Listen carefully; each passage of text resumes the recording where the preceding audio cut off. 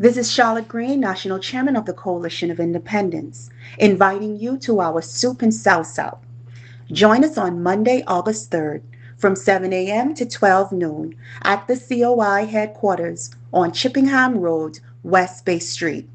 We will have a delicious selection of Bahamian favorites, including crab soup, stew grouper, stew conch, split pea soup, vegan soup, chicken sauce, pig feet sauce, mutton sauce, turkey sauce, sheep tongue sauce, and vegan sauce. Soup is $20 and sauce is $15. Also on sale will be fresh pastries and cold soft drinks. Come out, bring a friend, and enjoy good food, good fellowship, and a great community atmosphere, all while supporting the movement. Come hungry, leave satisfied. Support a great cause.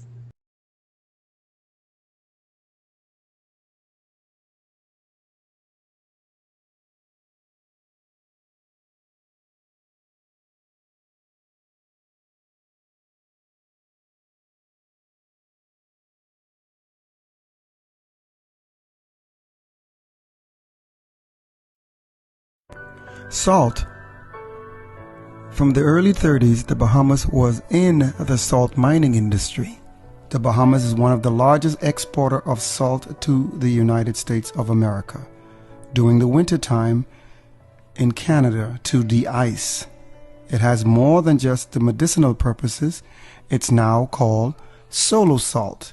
Yes, the salt out of the Bahamas is the purest in the world. It is now being used to produce clean energy in nuclear plants, submarines, and yes, even on the space shuttle. There are energy plants all around the world using the salt to produce clean energy. Why are we not doing it here in the Bahamas? The video that you're looking at now, it's a substance that is found in the Bahamas that can revolutionize the oil industry. It's a oxalitic sand that is found nowhere in the world. This salt or sand can be dipped out of the water and put into your engine, and you will never have to change the oil again. It's clean energy. Look at how it sticks to your hand, and it is so acidic when you shake it, it turns to oil. This will revolutionize the oil industry. This is the reason why foreign entities are here in the Bahamas. Or are we still caught up in the Stafford Sands era, which is tourism? There are thousands of flights going over the Bahamas every day, going to other destinations. Why are they flying over us? Could it be that we are too expensive and we do not own the tourist industry anymore? Thousands of flights going to a country that has advisories of dengue fever, crime, prostitution, lack of clean drinking water. I say to you, this is the time for us to move away from the tourist industry. There is a war coming for the minerals that are found right here in the Bahamas. And if we don't do something about it, the WTO will take it all away under something called a no discrimination law. There, what you're looking at is flights flying over the Bahamas by the hundreds, thousands of flights going to the DR. Poverty is at the highest in the DR. They work for less than $5 a week. You go to Jamaica dollar is less than 1 US penny. Cancun, their salary there is $1 per hour. How are we going to compete with a tourist destination where they have cheap labor and obedient servants? I say to you again, my Bahamian brothers and sisters, we are the adults of this day. Remember this, there is nothing new under the sun. We are the children of Israel, the promised land we live in. But it's time for us to possess the land. I don't know how and make it common. you did this in 50 years. You look at history. Who does this? Show me anybody else that has done this in 50 years.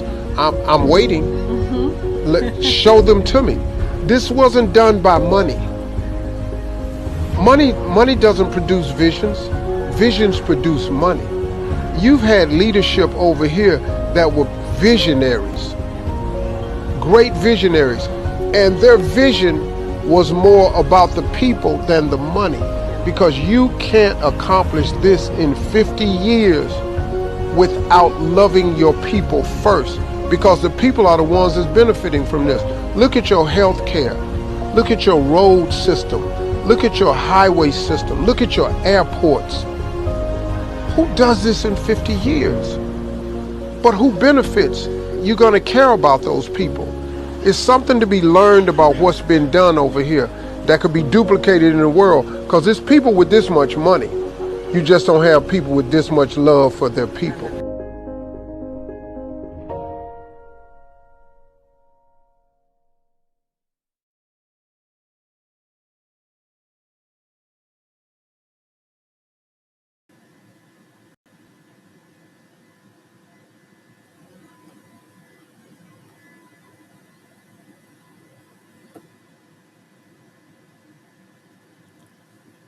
Good evening, ladies and gentlemen, and welcome again. Thank you for spending your Sunday afternoon with us. Of course, we are taking a break and we are on vacation, but we're taking a break from all of this. But what happened this week was too important for us to not address. And the amount of people that were calling us for information on this and calling us about what's going on with BPL, etc., we had to address it. We have to address it.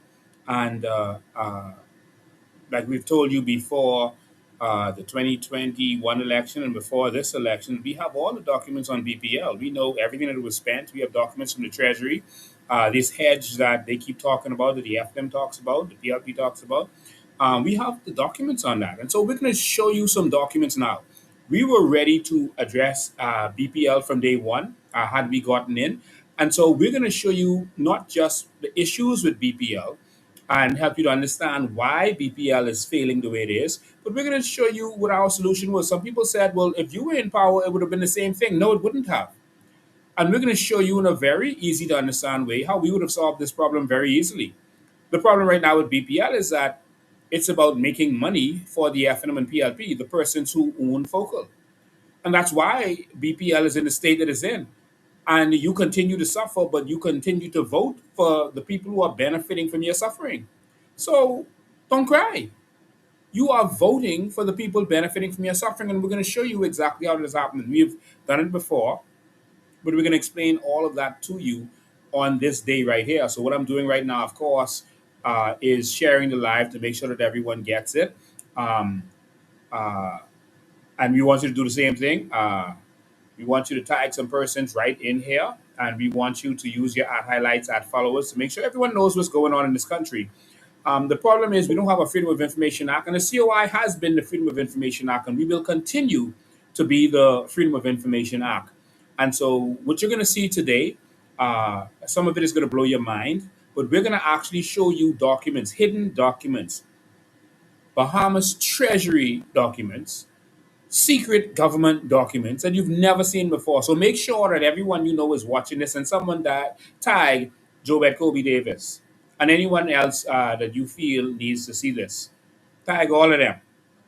They're on vacation right now, living their best life, but we want you to tag them uh, because there's no reason they should be living their best life in Europe, loving themselves, while Bahamians are back home suffering, can't catch a break from this heat, from the mosquitoes, and from everything else that's going on.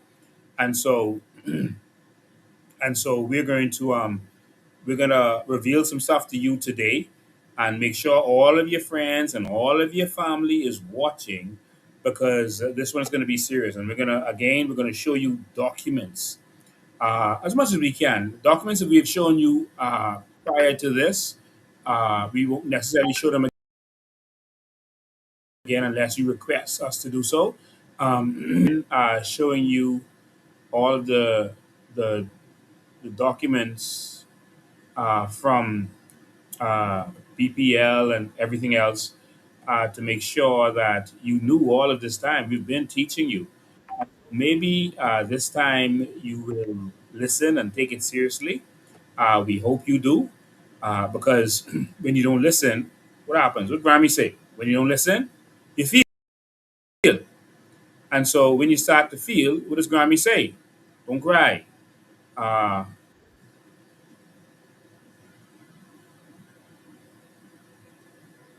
yeah, don't cry. Suck it up, and you take it. You take it. I'm going to be joined today by our chairman. I'm also going to be joined today by Graham Weatherford, and everyone knows and respects Graham Weatherford and his knowledge on these energy issues and wanting for the Bahamas as it relates to these energy issues that we've been suffering from all this time. And so I'm just taking a second to share this to make sure it isn't blocked. Sorry that we started late. We had technical difficulties, equipment burnout because of BPL, and all of this stuff we need to talk about. We need to have a serious conversation about because um, it all doesn't make sense. All right, and so anyway, let's get started. So make sure that everyone is backstage. So, ladies and gentlemen, before we get started,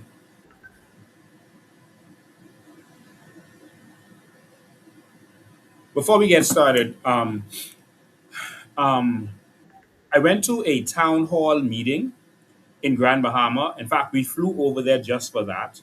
Um, uh, some staff and other persons of Bahama Rock had told us about what was about to happen. That they were going to expand their dredging into an area that was near houses, and the dynamite blast was going to hurt people's houses, possibly, and they didn't like what was happening. Um, that it was going to hurt a lot of people. Now, it's easy to be misunderstood. There were some staff who was there who felt like I was calling them house Negroes. No, I wasn't speaking to them at all. I was telling them that I was there for them. I was actually speaking to the persons who were sitting at the table from the government, from Bahama Rock, and whoever else was there, sitting at the table on the panel, who were refusing to answer the questions of the people. It seemed like they had a different agenda.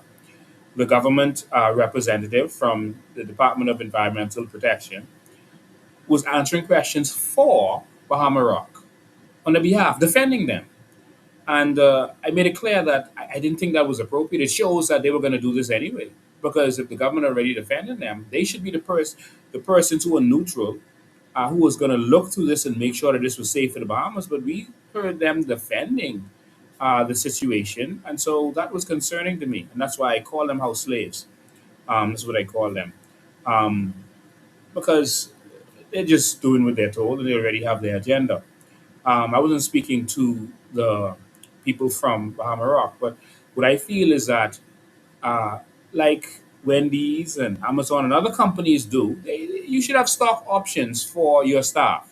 That's what I feel should happen for the staff of Bahama Rock. I feel it should have been happening from 1955, that the staff should have gotten stock options. So instead of just pay, they should have gotten shares in what it is they're doing. And of course, they will benefit, and of course, they would work harder. I think that's the first thing that should have happened. And it, of course, it doesn't, because we're treated like slaves in this country. I think that every year, billions of dollars made by Bahama Rock, the staff should get a piece of the pie. I feel that every year, from the billions of dollars made from Bahama Rock, that the people of Grand Bahama and the Bahamas should get a piece of the pie. I don't understand why we can't. I don't understand they would, why that's a problem. We have to change our thinking, and you're going to hear this in our new thinking for electricity, how we move forward electricity, etc., in this country, and power on the whole. And so that's what happened with Bahama Rock. So they are going to, they have a reputation that they have. destroyed homes in blasting because they use dynamite to soften the area, and then they take up the material. And the neighboring houses and businesses have been destroyed in some instances or damaged. And now they're moving to another area next to more people and they want to do some more damage. And or they can end up doing more damage. It's a catch 22 because there are some staff, about 80 something staff, that want to continue and keep their job. Um, and so they want this to continue so that they can continue to get paid. In the meantime, some people's houses are going to get destroyed and they're not going to be compensated because that's what happened in the past. And so imagine if it was your mother, that you can get a job. Imagine this: you can get a job right now, but your mother's home is going to be destroyed. How would you feel? You can get a good job, construction job, a bank job, a nice job, but your mother or some of your family members' houses may be destroyed because of it. Their number one investment. How would you feel about that? And that's the catch 22 that we have. Maybe if they had come to the table saying, okay, we're going to pay these people, move them to another area, build them a house so that we can make the billions of dollars, but they don't want to even spend $200,000 on a house to move these people. They want to just come in and get and give nothing. I asked them the question, how is it that you're making, according to Vaughan Miller, billions every year, but you don't even invest in the people, the community? You give nothing. They asked him at the town hall meeting, what do you give Bahama Rock? What do you give to Grand Bahama? Not the Bahamas. What do you give to Grand Bahama? Nothing. They said they spend, their operation cost is about 25 million. So they spend money with Kelly's and Bahamas, Freeport Power and some other companies to buy supplies, etc. They buy gas from Focal. And that's what they say is their contribution, $25 million. They make billions a year. Billions. And I asked them, you couldn't build one school? Not one? You couldn't help build that hospital? No? You couldn't help build a solar plant to subsidize electricity for these people? No? Nothing? Like y'all can do nothing. Not one thing? Not even some scholarships for the children, like Life does? Nothing? Just come and break up the rock, destroy the whole island, destroy the water table, and we get nothing. 80 something jobs. We're happy for those jobs. But nothing? No, man. No, man. Seriously?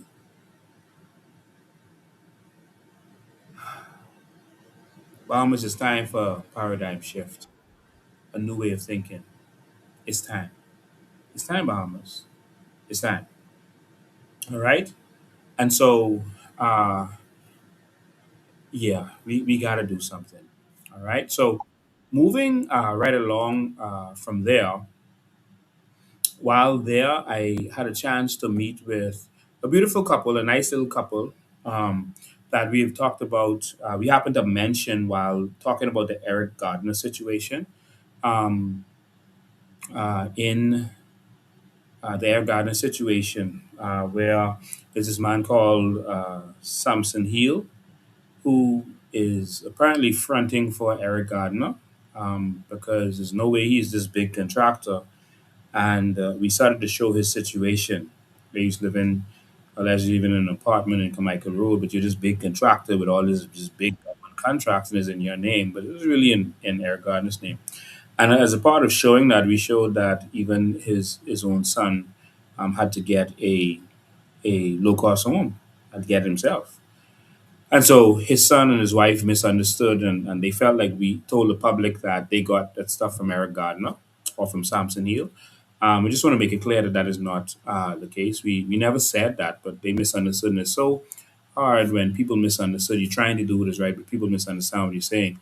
We weren't saying that they got the low cost home from Eric Gardner or Samson Hill. What we were showing is that Samson Hill cannot. be the big contractor running this company, the so-called big company with these tens of millions of dollars in government contracts. Look at his situation. He he's a contractor, but he couldn't build a house for himself. He's a contractor, but he couldn't build a house for his own family, his children, his son, and named after him. And so what we were showing was that this is clearly one of those another situation of fronting. Had nothing to do with the son or his wife. We don't believe that they have anything to do with him or with Samson Heal or with Eric Gardner. And so we just wanted to clear that up for them because they asked me to do so. And so I just wanted to clear that up for them. They wanted to make sure that that was clear that they have nothing to do with that stuff. And that's why they had to get a low cost home. And I agree with them. All right. So I just wanted to get that straight for them before we continue this and do what continue doing what we have to do because we got to talk about BPL today. I had one more thing I wanted to cover, but I want to get into BPL now. And we don't have our chairman on there. Maybe she had some technical difficulties. But Graham Weatherford is backstage waiting to come on. And I'm going to bring him on in a second. So just hold the line. Graham, we'll get to you in a sec. All right. And so, ladies and gentlemen, I want to start out by talking about uh, the situation historically in BPL. And then we're going to talk about where we need to be in solutions, and we'll bring Graham in on this to do that. But again, before we get started, we want to remind you that we are having a cookout, a soup and sauce out. We're having a soup and sauce out um, right here at our COI headquarters. And so that's going to be tomorrow, is Monday, August 3rd. Tomorrow from 7 a.m. to 12. And so we're going to be here as the best sauce, all the different sauces, mutton, you name it, pig, everything, all the sauce, rib, all the sauce. We're also going to have stew fish for those who want that. And we're also going to have soup. So you can buy your tickets at the headquarters or buy it right when you come in. We're going to have some awesome crab soup and some other soups. And so soup and salsa. So you support the movement, you believe in the movement, girl, you got to support the movement. So we want you to join us. We're going to be here all morning. You want to sit down and talk. You want to see us, etc. We're going to be right here celebrating. Come get your soup and sauce and support the movement. We got to keep this movement going. We can't just support it with our intentions, with our mouths. We got to support it financially. And so that's why we continue to put in the great work. Our awesome team, our chairman and our great team are continuing the great work in order to make sure that we can finance this movement and keep going and doing what we have to do. All right. So it's important that we do that. And lastly, uh, ladies and gentlemen, our numbers have changed. 821-4265, 821-4265. 4264. 821-4264. All right. So the 4264 is for COI. All right. So 821 for COI. That's 821-4264. And you can contact us at any time. All right. And so that's what we're doing. Also, want to inform you that we have a new website. We have a new beautiful website that that you can do. The old website was a coalition of independence.com, and that's really a long word. And there are some people who got the spelling of independence wrong because they will spell it with a CE instead of a S. And so we changed the domain name and built a brand new website that we think you're going to enjoy and love. And that brand new website has everything that's on the old website, but it's easy. It's called coibahamas.com. And so the new website for you is coibahamas.com. Coibahamas.com. That's the new website.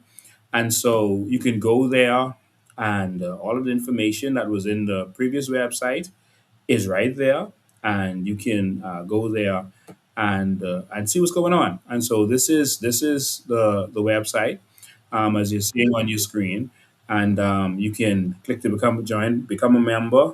Um, you can see Vision 2030. So everything that you've been seeing is right there. It's a beautiful website. And You can see our 100-day plan, which includes our energy plan, etc. We'll touch on some of that today. But you'd have seen where we would have been right now. For those people who are saying, oh, if y'all were in power, you couldn't do any different. We could have. And we're going to show you some of that today. And so our bios is still there. Myself, the chairman, and you can still see who was the candidate for different areas last election. And so, and you can also become a part of us. So you can go right here and you can join the Coalition of Independence. And so we're also going to have news stories down here. They have some old news stories that we did in a previous thing there. But you can also see our events, as you can see. Um, Soup and South South is there now in my live, which is happening right now. And so, uh, and you can also support the movement. All right. So whether it's Suncash, Fund Me, whatever it is, you can support the movement. It's right there on the homepage as you scroll down. All right.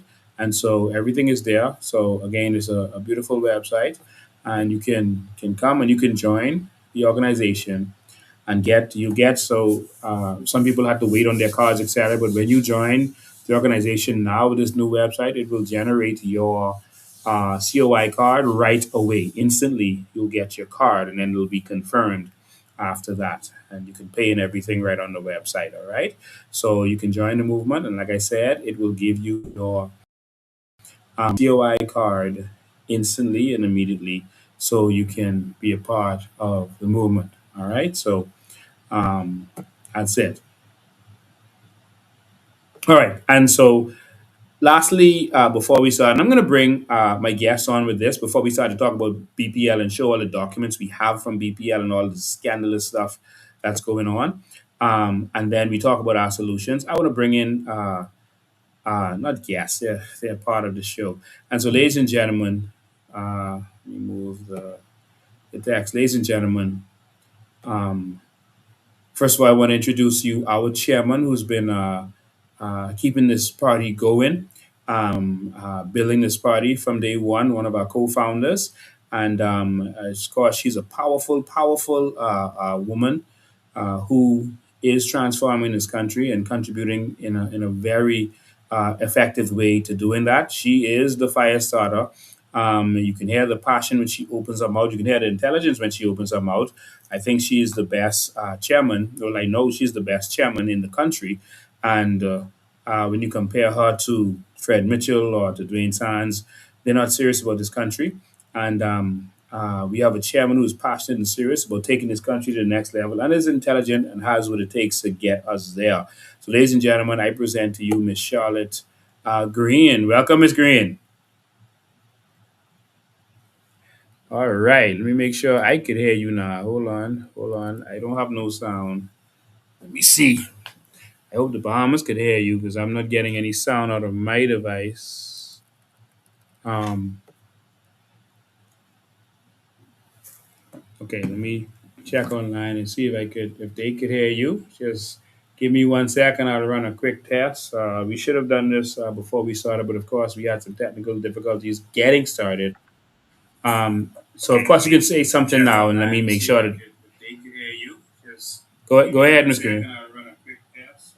We should have done this before we started, but of course we had some technical difficulties getting.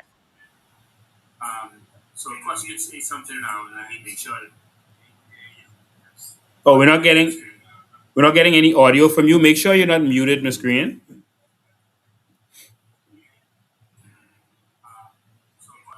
Make sure you're not muted. Oh, we're not getting any audio from you. Make sure you're not. Okay, what to do? Go out and come back in. Let's make sure we get some sound for you. I'll introduce Graham in the meantime. All right. So, ladies and gentlemen, Graham Weatherford has been a champion for the natural resources, for a better Bahamas, building a better, smarter Bahamas for a very long time. He has been a champion of alternative energy for a very long time. He doesn't just talk this, he lives this. This is his life, and he's serious about this. He's powered his own home and business using alternative energy. And so when y'all are sweating, he's not. He continues like nothing even happened. He doesn't even blink. So, ladies and gentlemen, I want to present to you another brilliant Bahamian mind, and that is Mr. Graham Weatherford. Graham Weatherford, welcome. Well, good evening. Can you hear me? Yes, I can, loud and clear. Thank goodness our electricity is still on. You know, that's the one thing I don't have to worry We about can hear tonight. you. Now you froze up. Whoa. Okay, there you are. Go ahead, Yeah. Graham.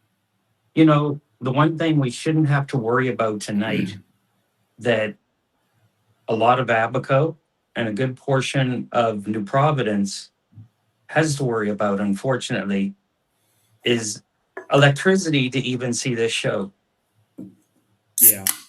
And that's insane because, I distinctly remember in 1999 talking to Mike Smith on local radio station about the Y2K and what would happen if all the grids failed. And I told him without energy security, affordability, reliability, and sustainability, we don't have a country. You We can't have don't. a hospital. But We don't. I see Miss Green is back. Yeah, Miss Green, just running a little test.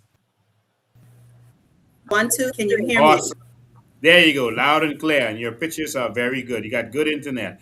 All right, so, all right, so, and ladies and gentlemen, we got Graham to actually wear a tie today, so you know this the last days.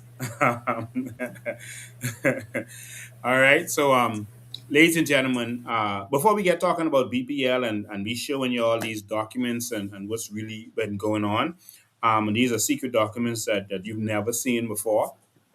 Um, I want to just update you because something strange was happening in the U.S. last week, and it was the Senate grilling of Mr. Anthony Fauci.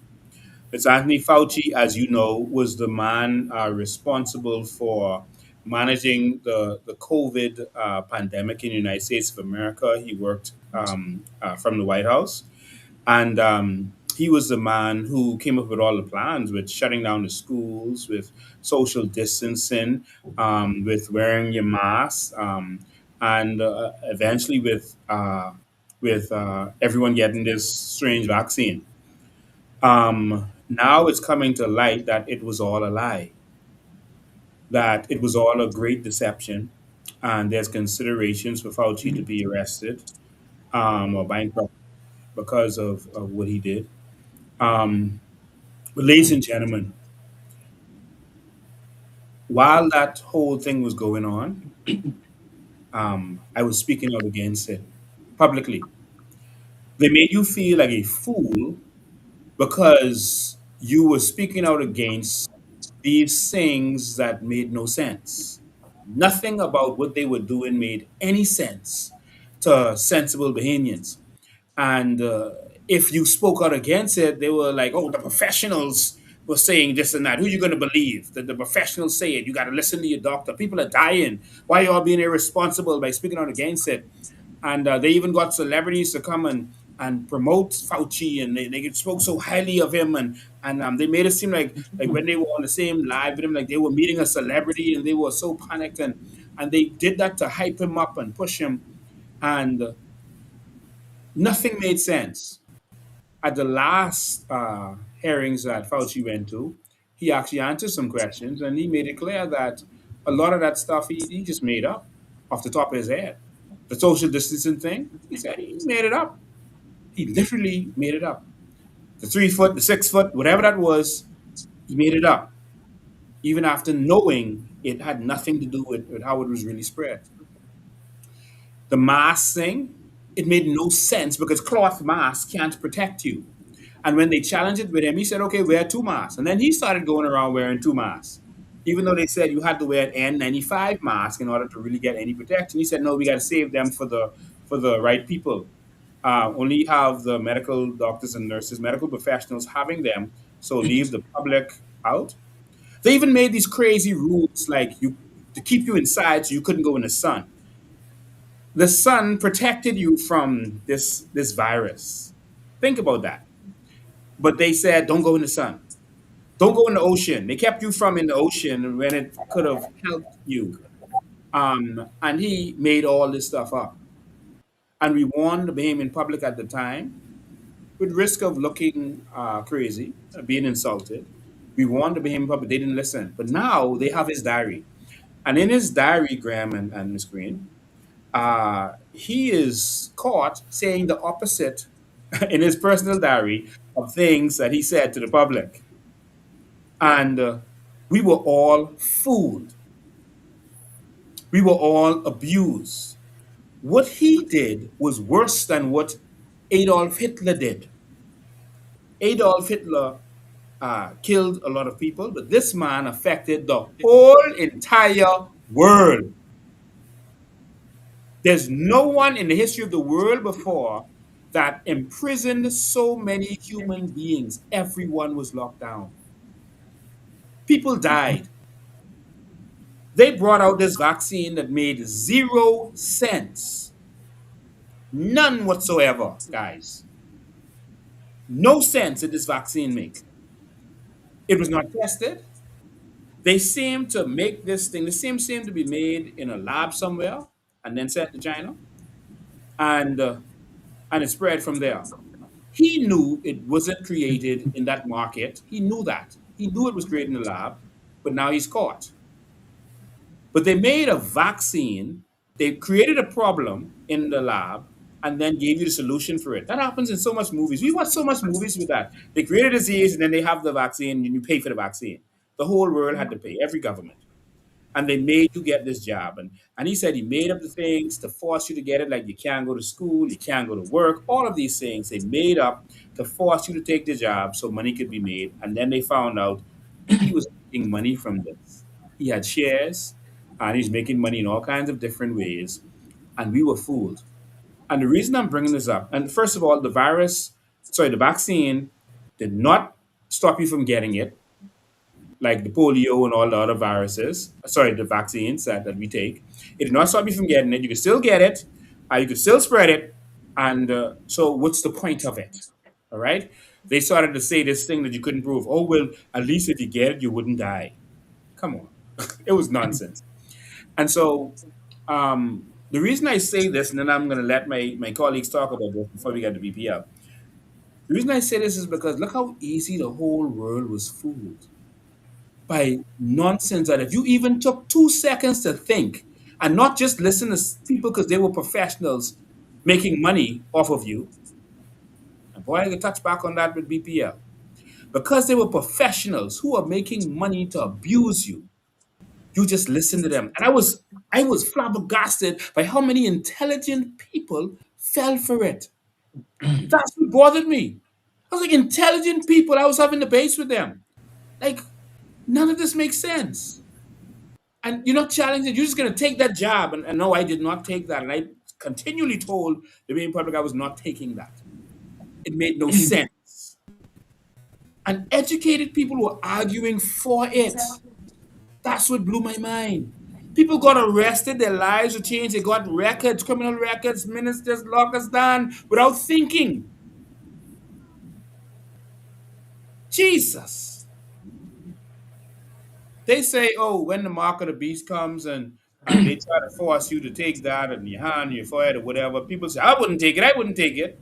Based on what I just saw with the COVID vaccine, yes, you will. Because they're going to bring the professionals in the coat, suit, and tie. They're going to hype up somebody and say, this is Dr. So and say all the good reasons that you should take the mark of the beast, and you're just going to take it. I couldn't believe how foolish so many people were. How could you just take that? Probably was that was probably a test run for the Antichrist. Like, let's see if people are really going to be this fool. Let's do a test. Testing 1, 2. Let's take the job. Miss Green, I'll start with you. Once again, good afternoon. Ian, for that introduction earlier before we were disconnected, involving the trial that's going on concerning Dr. Fauci. Amazingly, me and a few colleagues had this very same conversation today. And just like you said, we said this was actually the test run. This was a test run lining us up for the day when the Antichrist arrived on earth, because I don't understand, for the likes of me, especially the educated and the intelligent. We know the world make money off a few things. That's health, education, wars, crime. This is how they make their monies. They make their monies off of crime.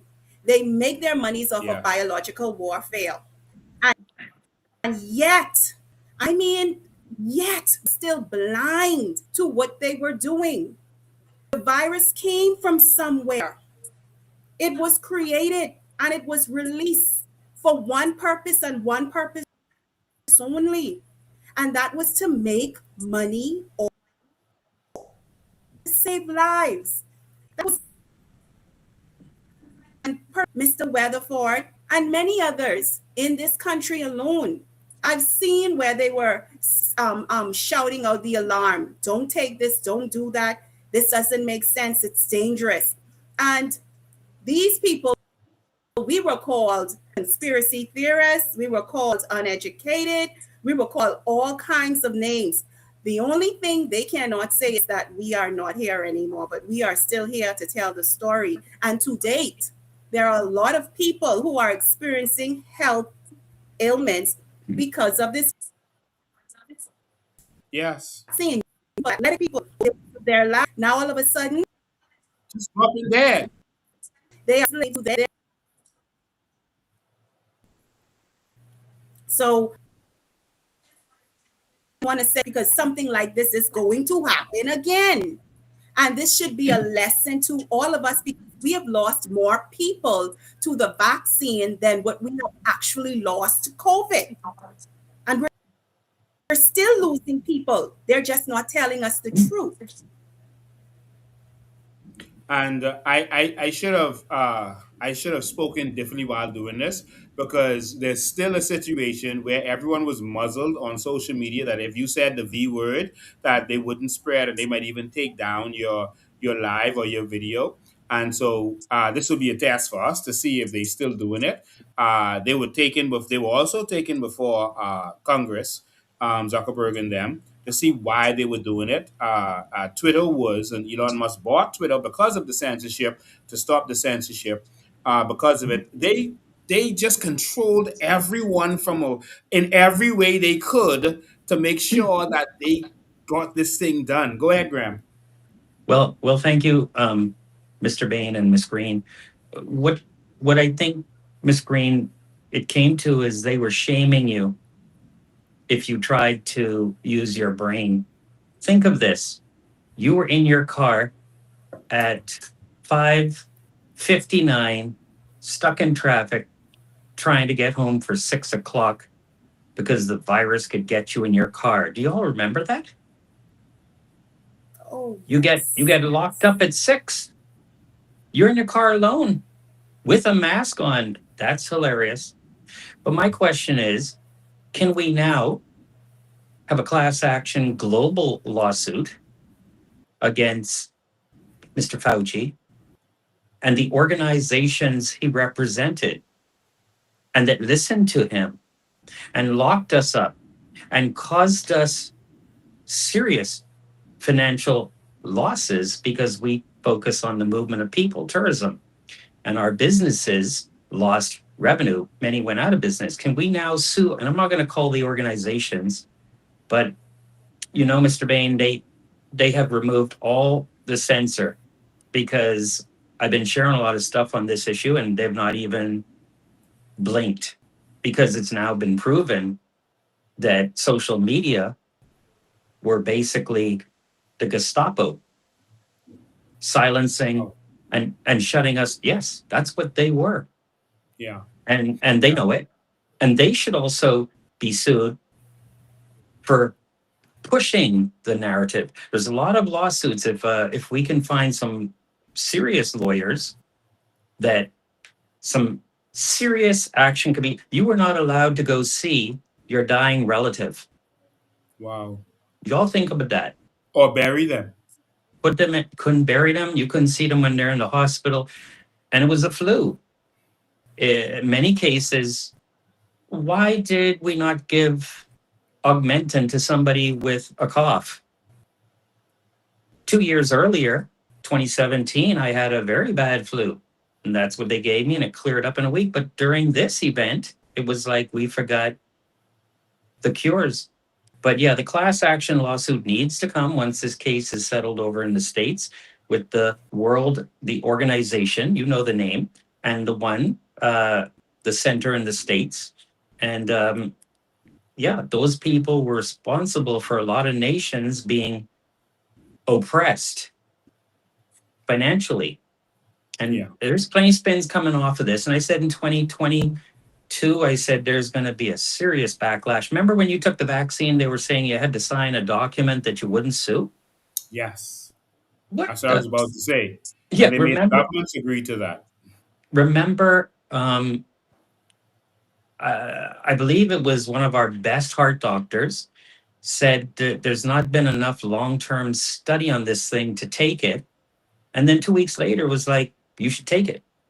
Yeah. So no Don't forget, long-term. Ray Vegas said you shouldn't take it. He spoke out against it.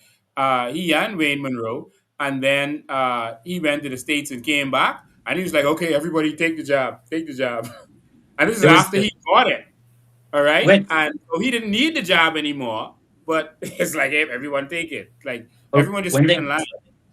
when they come out with a new aspirin or a new treatment for asthma, they have to do clinical tests for at least 10 years before they release these things on the people. So it was experimental. It was rushed. You had to sign something saying you couldn't sue. It just didn't add up for anyone who hadn't been to college and can critically think. Yeah. Yeah. Anyway, It was sickening. I don't like what happened. I don't like what the Free National Movement did to us. There was no excuse for it. I think they could have just used common sense like Trump was doing and some in Florida was trying to do, saying that none of this thing made sense. And now that we see that Fauci made it all up about this social distancing, it just bothers me that so many people started dropping down. And I told everyone at the time while this was going on, I said, you are going to see, and everything I say turns out to be the truth. I told everyone that they were going to see that Fauci was lying about everything that he was saying. I told them that you're going to start seeing people dropping down, mysteriously, young people, etc., needing blood and all this kind of stuff. And they won't say it had something to do with the vaccine. You're just going to have to just know it. And we started to see people dying like crazy, just dying. Um, uh, People go to the hospital and all of a sudden they need blood like never before. Like for what? They just went to the hospital for something simple, and they need blood, and uh, and we don't understand. I had a lot of I had three friends that I know, and they had a what I would call a turbo cancer. Wow, It was a regular type of cancer. I won't say it, and it just spread within weeks, and they were dead. wow, And these are things that could be yes, treated, and you live for years. So, hmm yeah. and I can't prove a thing, but they did something that I didn't do, and we have to wonder. And it's crazy that doctors at the time who spoke out against what was going on, they took their license. They literally, this was like historic. Like I said, this had more impact than anything Napoleon did, Hitler did, any of the evil people in world history. This was The big, serious. the And biggest so global, the biggest global event, we the got to biggest be ready for global, next time. The enemy is not going to use the same trick twice because we're not going to fall for it again. the And so they're biggest, not coming with a health trick next time.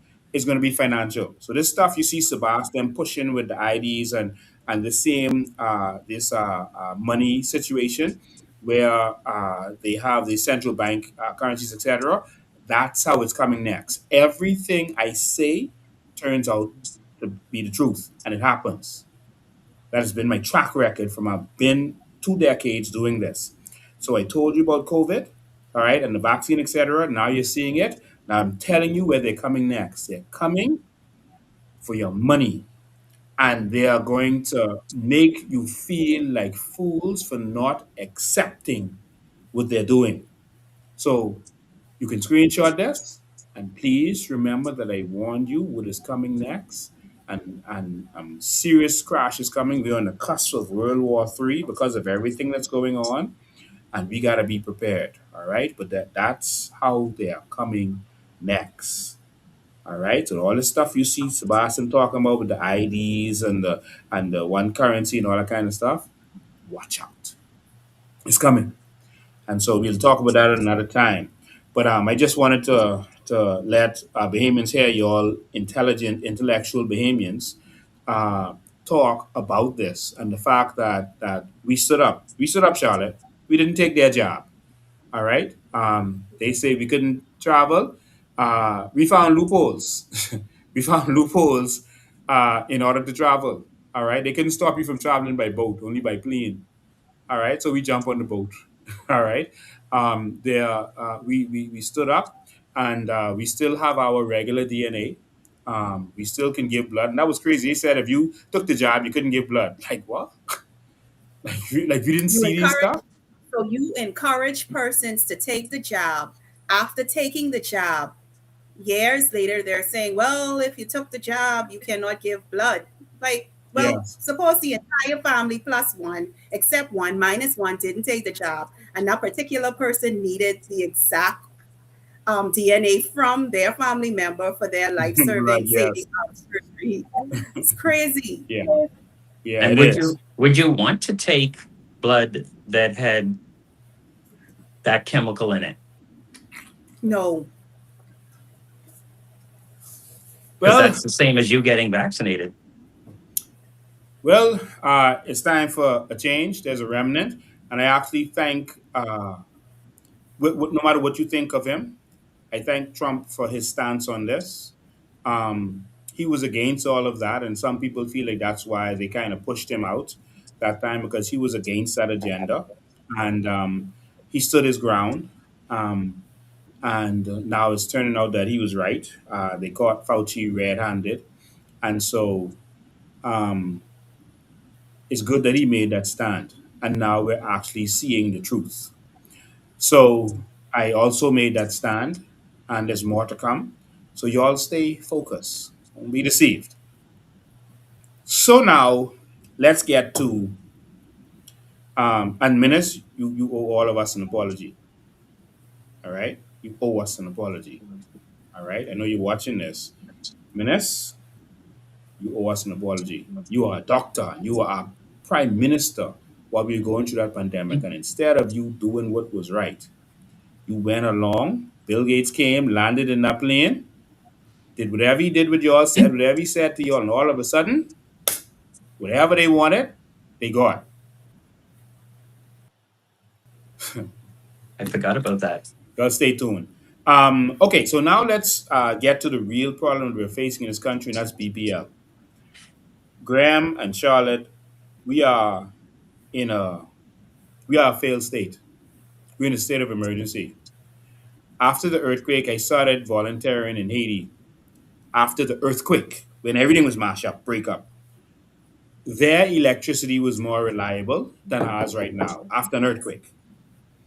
We are a failed state. Whenever you cannot deliver simple services like water, electricity, etc., you are a failed state. Nothing is working properly in this country. Nothing. And we keep accepting that. And we didn't have to be here. We could have been operating properly, and we're going to talk to you about our solutions. But first, I want to explain to you before I get our crew to jump in and talk about all of this. I want to explain to you. Well, I'm going to get your views first. Starting with you, Ms. Green, then you, Graham. How do you feel about the state that the Bahamas is in with electricity? Well, Mr. Van, well, before we dive deeper into that, or before we analyze BPL, we must separate the failures of the system from the hardworking men and women on the front line. So I just want to say that on behalf of the Coalition of Independence, we extend a heartfelt condolences to the family and friends and the communities um, on the passing of their colleague, 35-year-old BP employee Lawrence Cooper, who lost his life following an electrical incident while working in Grand Key, Abaco. BPL has confirmed that an investigation is underway. We pray that God comforts the families, strengthen his colleagues, and grant his soul eternal rest. And Mr. Bean, we also want to say to every BPL employee working in the power stations, in the control rooms, in the trenches, in the substations, on the utility poles throughout our islands, we want them to know that we see them, we appreciate you, we recognize that the dangerous conditions that you work under. So we just want to say thank you for all that you do, because we know that you are also affected by what is taking place. And every day you leave your homes, you are risk possibly not returning home, as we saw what took place in Grand Key, Abaco. So we just want to say, from the Coalition of Independence and all believing Bahamians, we thank you for what you have done and continue to do. Um, so, Mr. Bean, again, no worker should have had lost their life the way that the late Mr. Lawrence Cooper did. That was very unfortunate. And, we have to look beyond this now. We have to look at the safety of our BPL workers. Not only the fact that the entire system is failing us, the energy system is failing, but we have to look at the safety of our men and women that are working on the front line of BPL. But as it stands right now, Mr. Bain, when the PLP, the Progress Machine, was campaigning during elections, they said, and I am going to say they said, I'm not just going to single out Miss Kobe Davis, but the PLP party said progress, progress, progress. We failed to ask, the Bahamian electorate failed to ask, what does that progress look like? What do we have for energy reform in this country? What is the plan for immigration? What is the plan for crime? And now that we are a few months in, this is where we are right now. And it is dreadful, by their own admission, by their lack of response to the people, by their lack of accountability. They are telling us now they are governing not on progress, but they are governing on press statements for damage control. They are now governing on excuses. And we are not going to have that. We are tax paying citizens, heavily tax paying citizens. We are not going to accept the excuses from people who chose to give themselves a raise in this country. No, no. You are going to come to the Bahamian people with plans. You are going to come to the Bahamian people with plans. And you're going to show us. Don't tell us. And you know what, Mr. Bean? This is me being sarcastic. I think the reason why we're experiencing so much flood throughout the Bahamas, they talk about global warming. But the reason why the Bahamas is experiencing so much flooding is because of those groundbreaking ceremonies they have in no progress. Every time you see they pushing down, cracking up the earth. When we look, there's flooding in this area, flooding in that area. All my life, I was witnessing groundbreaking ceremonies and no building going up. Or the building would take a century to go up, or a decade to go up.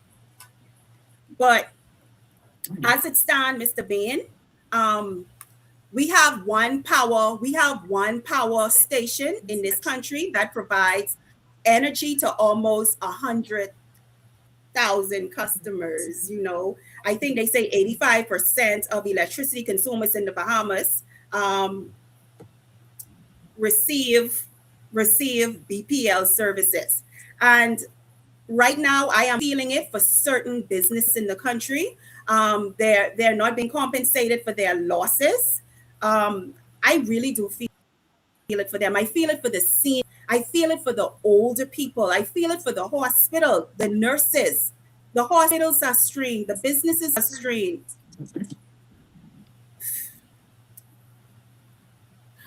And we have Fred Mitchell coming out blaming the FNM.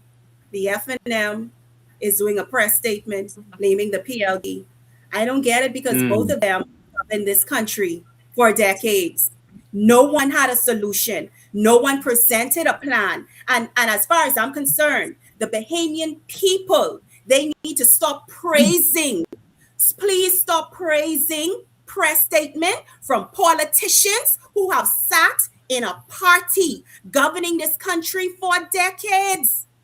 Yeah. Regardless, Mr. Bean, regardless whether that member of parliament is new or not, we need to look at the party's platform.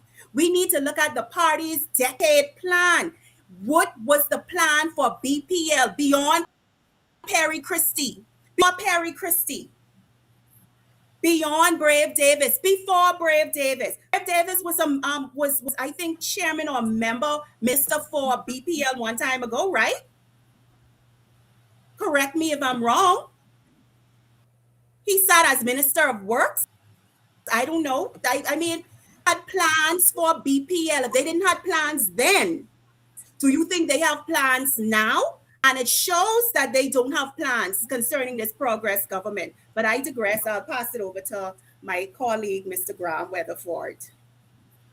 Go ahead, Graham. How you? Well, And you're absolutely right with everything you said, Miss Green. Absolutely right. Good observations. Graham, how do you feel about the state of electricity in the country right now? well, Miss Green, you said it very well. It's what it is. But what scared me the most is one of the major news channels just reported that it was said, and I shared this video, that the grid, and what do we mean by the grid? It's just the wires, lamp poles, transformers, everything that's used to get the electricity from out west and Blue Hill to your house. Okay? It's the wires, to make it simple. They said the grid has almost reached full capacity. Now, what does that mean? Well, that's scary because if you have a little skinny drop cord, the skinny drop cords, not the big one, and you try to plug in your light in your fridge, it'll work. But then you try to plug in your electric stove and your hair dryer and the big items, that wire will get hot and it'll burn up. We can probably do a test like this one day just to show people what's going on. So if the wires are almost at full capacity, meaning you have all this electricity at the power plant and you're using all this electricity at homes, but the wire is really skinny, it can't handle more electricity in the homes, even though you may put more power at the power station. So, what does this mean? Um, we're selling a lot of electric cars. I have an electric car for many years, and it burns 4,000 watts when you plug it in. What does that mean? And I'm going to keep it simple, Lincoln. Remember the hot 100-watt light bulb? Yes. When I plug in my electric car, it uses the same energy as 40 of those. Yes. Would you put 40 100-watt light bulbs on? Now imagine if we have a few thousand of those electric cars in areas where the grid, the wires, can barely support what's running now, your fridge, your light, your air condition. We're going to have some problems. And more people are getting air conditions, and rightly so, because the planet's getting a little warmer, especially in the House of Assembly for the last 30, 40 years. It's a lot of hot air in there. That's global warming. You know, we need to have, and we said it years ago in 2008, we need a smart grid and we need more generation of power because we don't have enough power. And we should be making so much power with the ideas that the COI came up with to supply the cruise ships with power. And they could pay us. And some of that extra money, because we do mark up the power, would go to buy some of this equipment and maintain it. But I put it to you that I don't see the plan from I was 6, 7, 8 years old living out east. The light used to go off 8, 10 hours a day. So it's nothing new. But at some point, you can talk about something, we can complain about it, or you can do something about it. And that's why around 2008, I haven't had a vacation in Miami from 2008. I took every piece of money and bought the solar panels. But we started Wow. talking about, well, yeah, how's Miami look? But my light is on. So you had to prioritize. But we could have had solar on every single home for free. Well, we're going to Even, talk about solutions in a minute. We yeah, just yeah. want to tell them the way things are now, and then we're going to tell them the solutions because people want to know It's, what would we have actually done, how would we have done it if by now, 2 months in, we would have had relief. And I'm going to show them that we would have had relief right now had they put the COI in there, and we're going to show them exactly how it would have been done very easily. We would not have had any of these problems right now, and we would have never had electricity problems and for the rest of our existence as a nation. And so we're going to get to that in a second. Before we get to that, I want to let's remind people. I'm not going to pull up everything, but I just pull up a few things to remind people because the FNM and PLP are arguing about who did what. They always argue about who is worse, and I don't think the people are catching on to that. Both of them are telling you that they are no good, and you should actually believe them because both of them have been no good for us on electricity or anything else in this nation. And so we're gonna remind you for a second that we had blackouts, the same blackouts under the FNM. It's just that we forget so easy. Once it stopped, it's like, okay, we good now. Let's move on to the next thing. And then we forget. We had the same blackouts. We was crying and complaining under the FNM. All right. Now the FNM made a statement that during the lockdowns when everybody was home, we didn't have any load shedding. But that's because everyone was home. The businesses that use most of the electricity were shut down. They were closed. And so you didn't need more than half of the energy that you need normally when there's businesses and people at home. And so them bamboozling you by saying during the lockdowns they kept the power on, that's because the businesses were closed. I mean, and they keep trying to outsmart Bahamians with their little slick talks. But I'm gonna show you.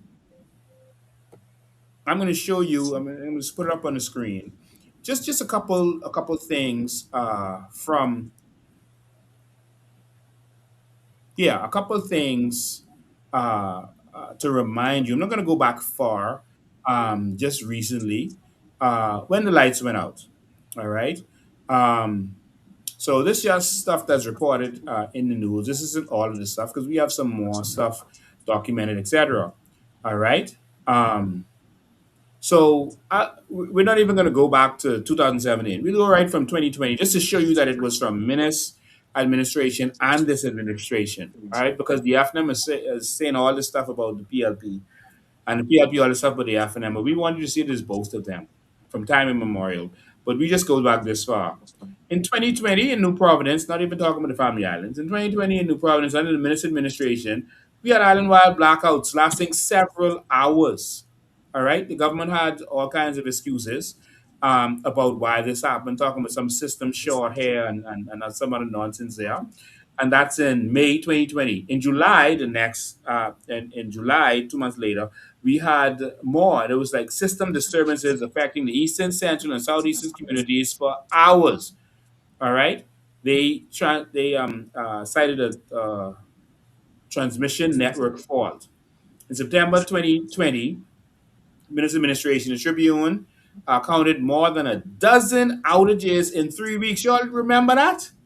How could we forget so easily? This is why we are so easily deceived. We was crying. And this before the lockdowns. The lockdowns really started in March 2021. We was crying. including island-wide blackouts.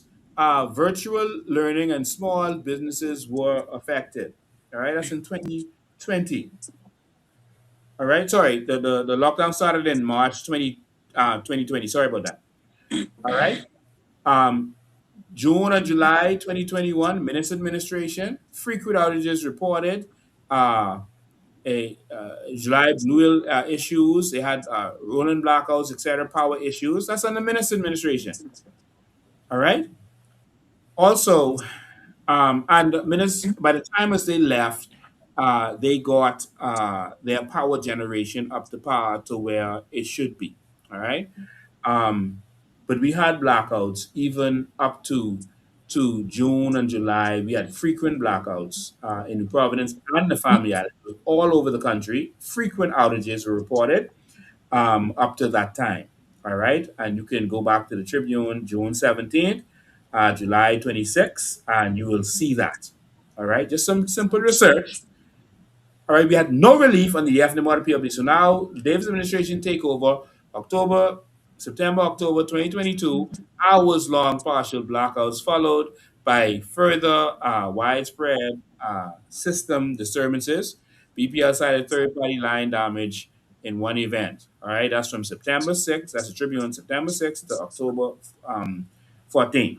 All right. 2022. June, July 2023, same thing. More of the people are confirmed load shedding. They say after a generation fault, ERCA later cited significant outages across several Family Islands and New Providence from June 2027 to July 14, July, so June 27 to July 14, 2023.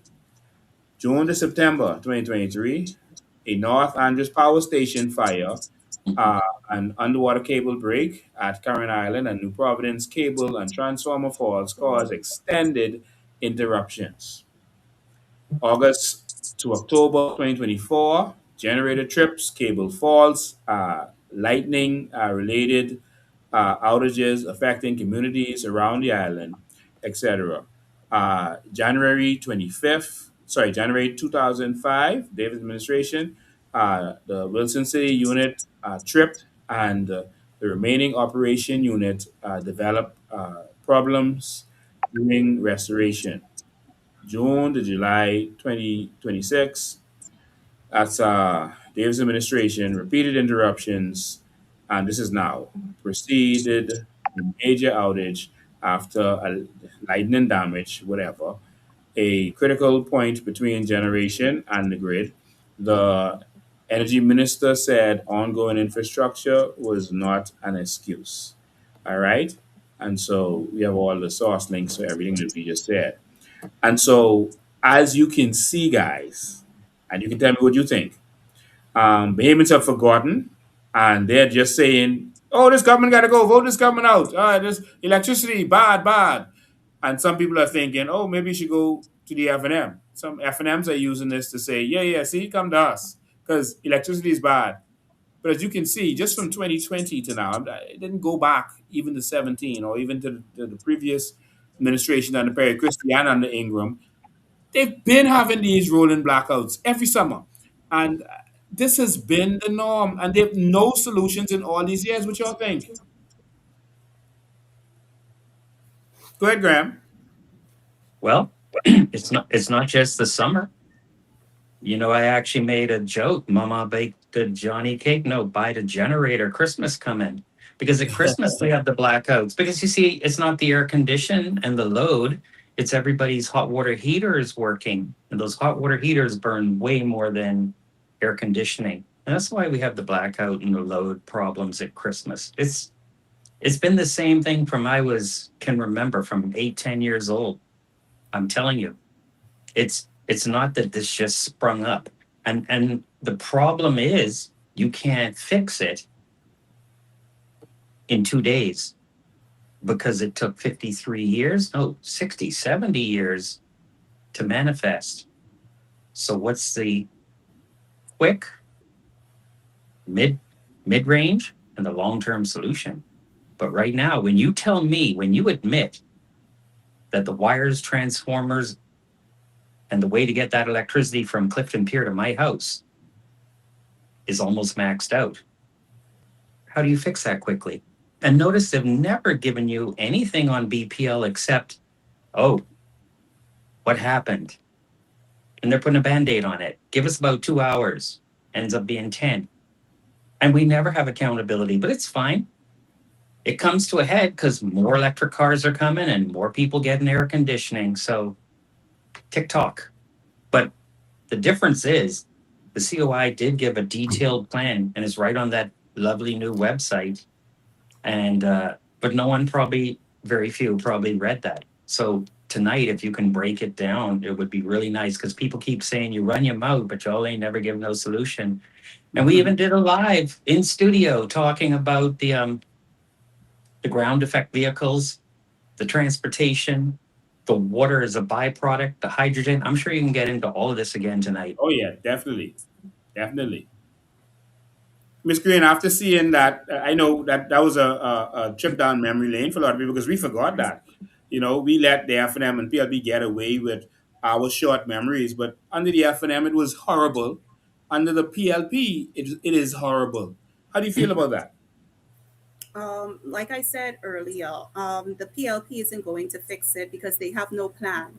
The FNM isn't going to fix it because they also have no plan. If we can recall that in February 27, 2016, the government signed a 5-year management agreement with the American company Power Secure to manage BPL's generation and transmission distribution.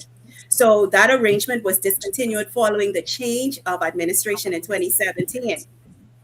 Now, in 2016, during their 2016 reign, it was the same thing. 2017 came, BEC now became BPL, and they brought in a foreign management that ended that arrangement early.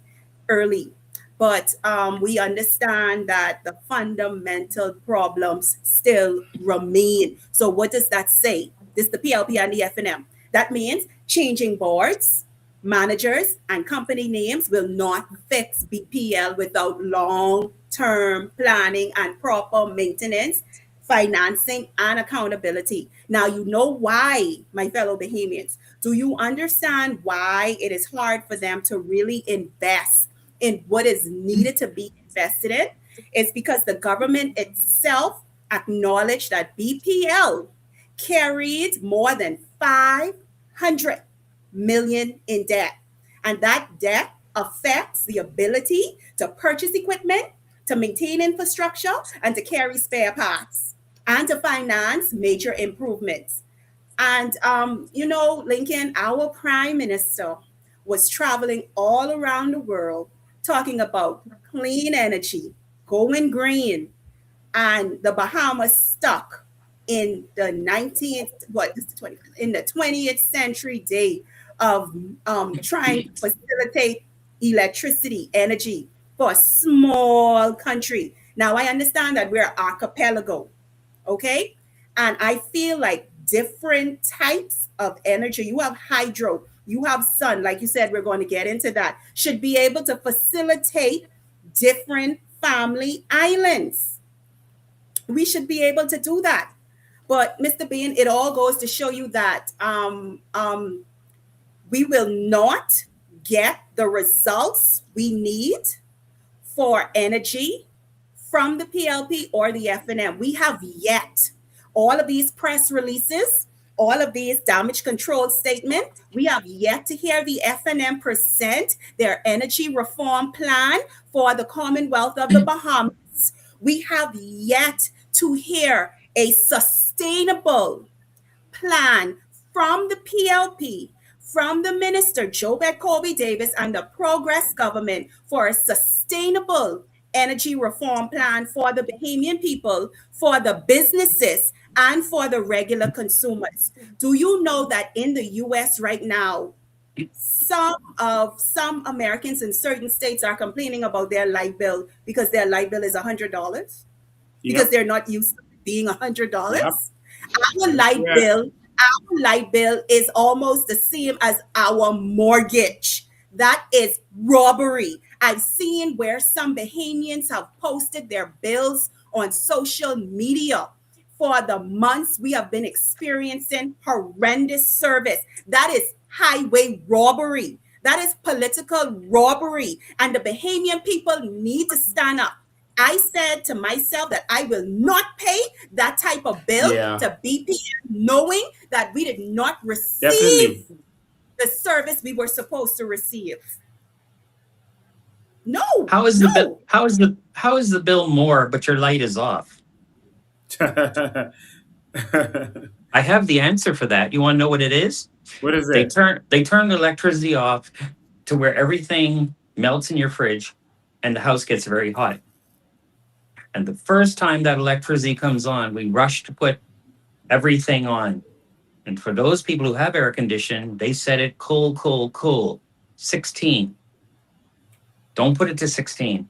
Put it to 25 and put a fan on, because that is intentional evil in my opinion, to do that to you, because that machine works very hard and your meter spins really quick. Put it on 25, which is 80ish, and put a fan on. It'll still get cool and comfortable quite quick, but you won't be paying that extra money. You see, because when your house gets cool, it only cuts on a little bit and then cycles on and off, right? The machine, the compressor outside.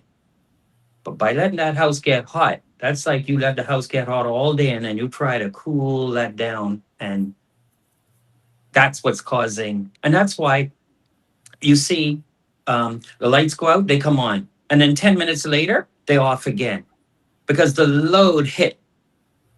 But they're not telling, Florida Power and Light tells you how to save energy and how to conserve and how to help them provide you energy without putting too much burden on. We don't do this. Wonder why? Hmm. It all comes Tell back me to why in a fuel. minute. Come back to fuel. Graham, The I Bahamian think one people, of the Bahamian people are the just cash cows. yeah, I think one of the biggest issues here, one of, before I get to these details, one of the biggest issues we have here is that they're destroying your appliances. I watched today, I watched, I have a very expensive, maybe $200 surge protector. All right. Not them little strip, them cheap strips you buy. That's not a surge protector. That's just a strip, energy strip. I have a very expensive surge protector. Um, and I watched that burn out and start to smoke. All right. Um, Today. And that's crazy. And that's one of the reasons we started late. But I watched that burn out and start to smoke because of what's going on. And your appliances are being destroyed and they're not paying people. They're not paying people when our appliances are destroyed. They're not compensating us when um, your food etc. is destroyed in the fridge. Your medicines is destroyed in the fridge or the freezer. They're not compensating us, and that is what should happen. And that's what IRCA should be making sure happens. They make all kind of excuses to why they're not going to pay you, and no one gets justice. And I think that that needs to be the first thing we do. And they're doing this and getting away with this because there's no repercussions. But I think when Bahamians decide to stand up and start suing them, when IRCA decides to get serious, or when we start to protest properly, because they're destroying, that's violence. They're destroying your appliances, your expensive 60, 70-inch TV, they're destroying. Your refrigerator, they're destroying. Everything you have is being destroyed by these people, and you're getting nothing for it. That is wrong, and we have to now start to stand up. Now, let's get to the crux of the problem so we could get to the solutions, guys. BPL is is a, in my opinion, BPL is running like a criminal organization. BPL's history is ripe with corruption. Corruption is a crime. We've had Fred Ramsey, who was a candidate for the FNM. Fred Ramsey was arrested because of BPL scandal. He made some arrangement with a foreign company, a French company, to buy generators from them. He was paid under the table, and he shared the money with another high-ranking F&M official. All right, um, high-ranking, and Fred Ramsey took the fall because that person was allegedly a former deputy prime minister. All right, that got stuff named after him. But um, Fred Ramsey did this secret deal. Now, here's what happens in the Bahamas when we do secret deals. Nothing comes out of it unless America gets on it. You can see it's still happening. Eric Gardner got arrested because of America. Everyone else who got getting arrested is because of America doing their investigations in our country. I said the foreigners can see what's going on in our country and we can't. That's because the politicians are involved in the crimes. All right. And so Fred Ramsey made the deal, got paid, and they selling us out for chump change. They got a couple $100,000, you know. That's what they was paid off. A couple $100,000 in order to get these bad generators and continue with generators and have us suffer. A couple hundred, they sell out for lunch money. Like that's crazy that they do that.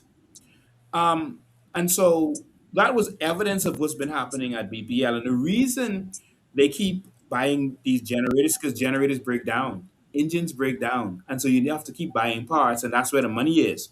The money isn't in selling cars for the car dealers, you know. The money is in selling the parts because with the parts you sell the car over and over.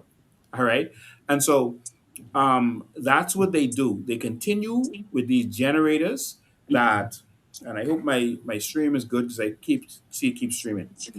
They continue with these generators because they have to keep buying parts, and they make money from buying these parts. Okay, now outside of buying the parts, and that's why they don't want to go solar because solar doesn't have all those engines with parts. Just like a electric car, it doesn't have all those water pump and all those engine parts you have to keep changing, and so it reduces your maintenance.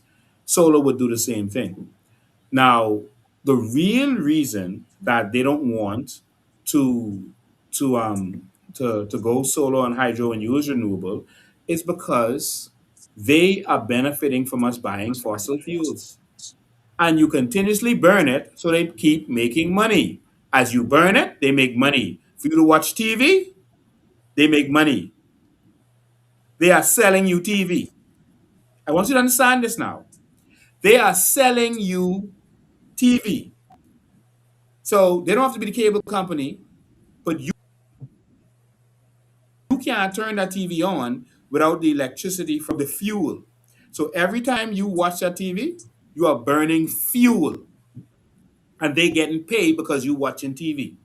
Every time you turn on the lights you can see, they are charging you for that. For you to use the phone, not only do you pay a phone bill, you have to charge that phone. And so Focal is getting paid for you to use the phone. You see how deep this is? We don't think on that level. They are making money from every activity you do and charging you extra money for it. This is where the money is made, Bahamas. You'll open your eyes. You to get oxygen in the hospital. They are getting paid for that. Everything you do that uses electricity, they are getting paid, even though you don't see it. Us to be broadcasting live right now, Focal is getting paid for that Well, because but I have to yeah, interrupt. They're not go ahead. getting paid on my end because the sun charged a battery that's doing this. But you're correct Yes, for and we're gonna get to that. 99%. Yes, We're gonna get to that. Yes, definitely. And I got one solar generator generator. situation right here right now doing the same thing. Um, but they are getting paid, and that is why you are suffering. That fuel surcharge is going to them. They benefiting from that. The fuel surcharge is more than your bill because that's for them. And so they are making money from your suffering. They want to keep generators to make you suffer because they benefit from it by you burning fuel instead of getting from the sun, which generates energy itself. All right. And you don't have to necessarily pay for that. And so I want to show you. some more research. Well, before that, the fuel that is bought, which is used to run this country, we pay for that several times. And I want you to listen to this very carefully because this is how you are being robbed. And this would have almost been done with for you by now if you had voted for the COI. Almost. Not fully, but almost. By the end of the year, definitely. And definitely by next summer, we'd have been fully self sufficient. But we'll break down the solution to you in a minute. Um,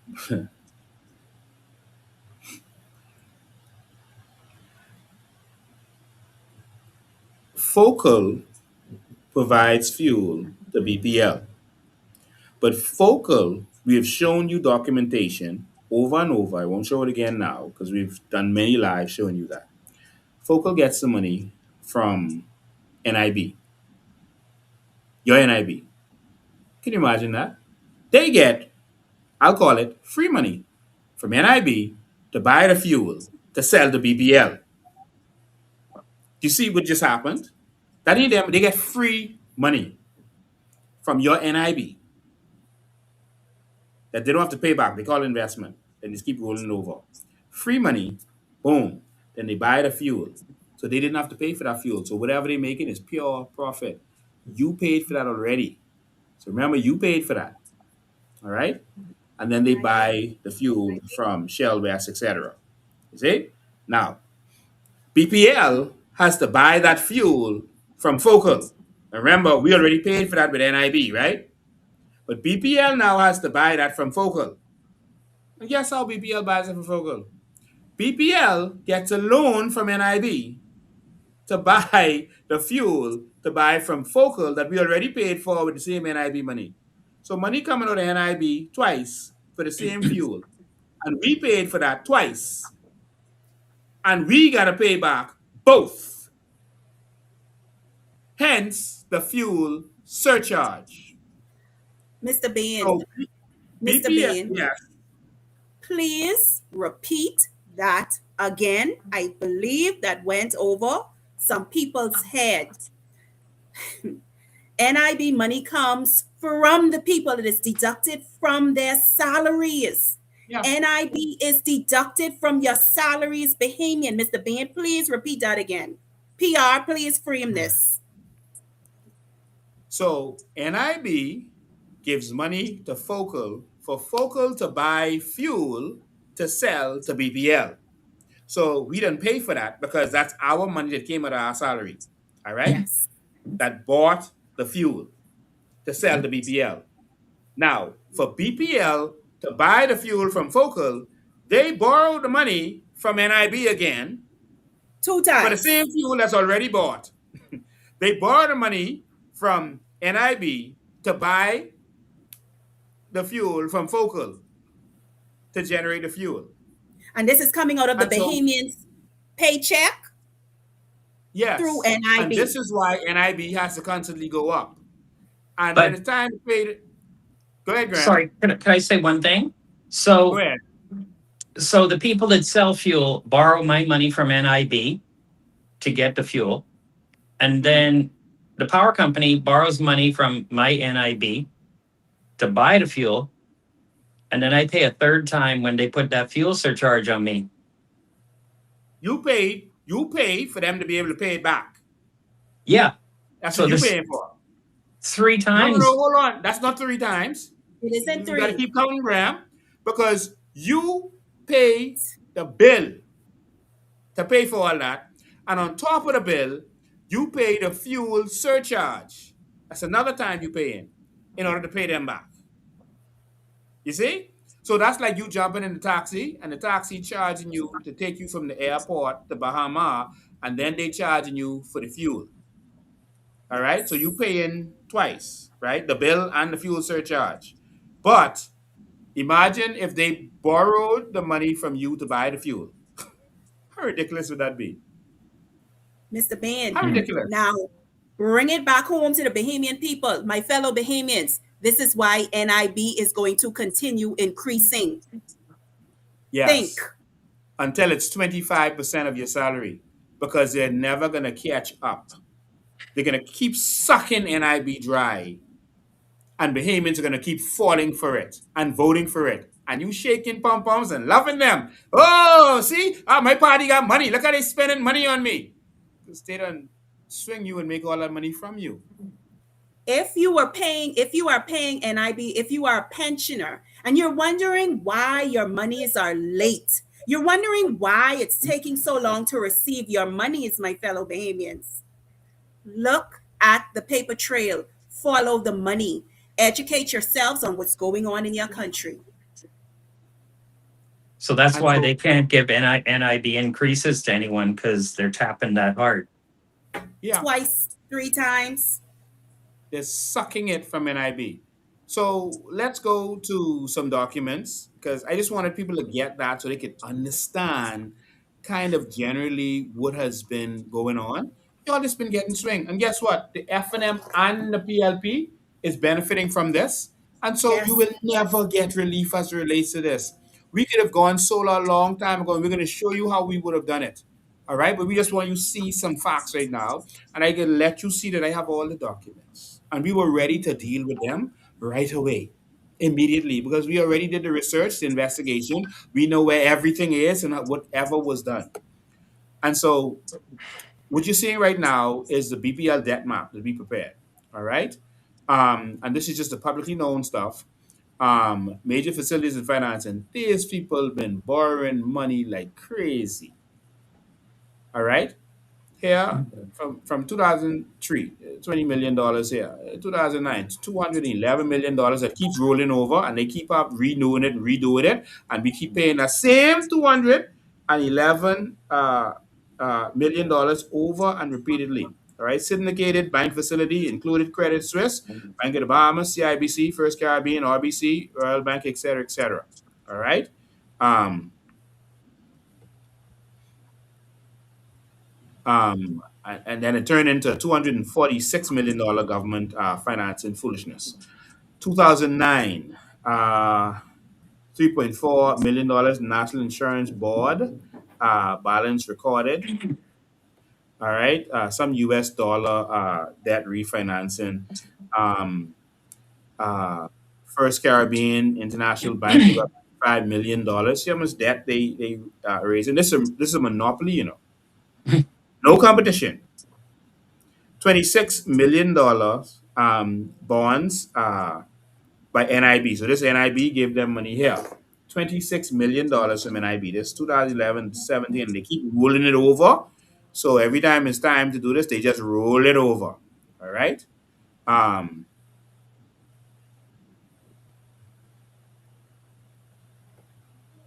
So 2018, let me read that. NIB reported holdings in three BEC bonds. This is an investment financing exposure, not a loan, that should be added to the facilities above without reconciliation. All right. 2018, $100 million, a short-term facility, BPL financing facility. All right. And so there's another $246 million they borrowed in 2020. Government Bahamas credit facility. Whenever you see government of Bahamas, that's NIBA. Um, $100 million, cap about $50 million advance. That's 2019 and 2020 government BPL fuel charge facility. All right, and that's what we pay in with NIB and the fuel surcharge. 2020, $13 million NIB BPL facility participation. And again, we showed you all the documents for this previously, actual documents. NIB again, 2025, so that's last year, $19 million into American Development Bank again. BPL was named direct borrower. All right, Credit Suisse. Credit Suisse was included among the lenders to the $211 million BC facility. Later government budget documents identified a 171 agreement. Listen, they'll be taken from NIB to pay these things. Is the interest on these as dangerous? I can show you some interest payments from the Treasury. All right, with this legacy debt that they keep rolling over, and all they doing is paying. And so, government order general reports. This showing you where we got it from, where we got the information from. So, let's go to some documents. All right, I have so much But documents. I don't even know where to but start. but And you can talk. You can talk. but Mr. Bain, I just got to ask you. Someone sent me a text to ask. You the only guy selling chicken in the bag tonight. How you broke? You can't You be. the It's only guy. impossible. You the only person selling electricity today. How you broke? There needs to be a serious forensic audit on this thing, from the beginning, from whatever Who year is that it. going to Yeah. who is going to do the forensic auditing? Um, e- listen, listen. Right now, Mr. Bain, you know how I go. Doing lives right now. I'm looking at this right now as a form of education. But if you're dropping this knowledge and you're dropping this information to the Bahamian people, this is why I personally don't like to do lives, because some of our people look at it as a form of entertainment. Okay? You're presenting the documents. NIB is increasing and will continue to increase. The reason NIB is increasing is because the government is dipping into your retirement fund. The reason why you cannot get a rise in your NIB is because the government is borrowing the money from you, and you are paying the government back from borrowing the money from you. Make it make sense. Now that we know this information, my fellow Bahamians, what are we going to do about it? Are we going to just sit here and accept what you're getting as just entertainment? The government must be put before the courts, even though they appointed the judges. But come on, man, the Bahamians are just as bad. We are just as bad, and we are also at fault for the way our country is running. We are adults, tax-paying citizens, and we are carrying on like infants in our country. Infants. The government has no respect for us. How you could take my money, borrow it from me, and have me paying it back and continue to increase NIB, and he ain't giving me no increase?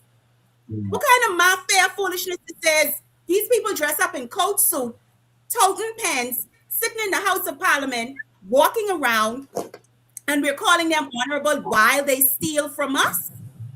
Bahamians, y'all better get it right. Wow. Get it right. It So, seems like we need to ask not where the VAT money went, where the NIB money went. hmm, on the screen right now, guys, is documents from the Central Bank of the Bahamas. And so the FNM keep talking about this hedge they left in place, and if the government didn't do the hedge they left in place, the government did do the hedge, and but the problem with the hedge is that they are borrowing for the hedge, and so whatever um, monies you could have made from the hedge, you lose in interest payments.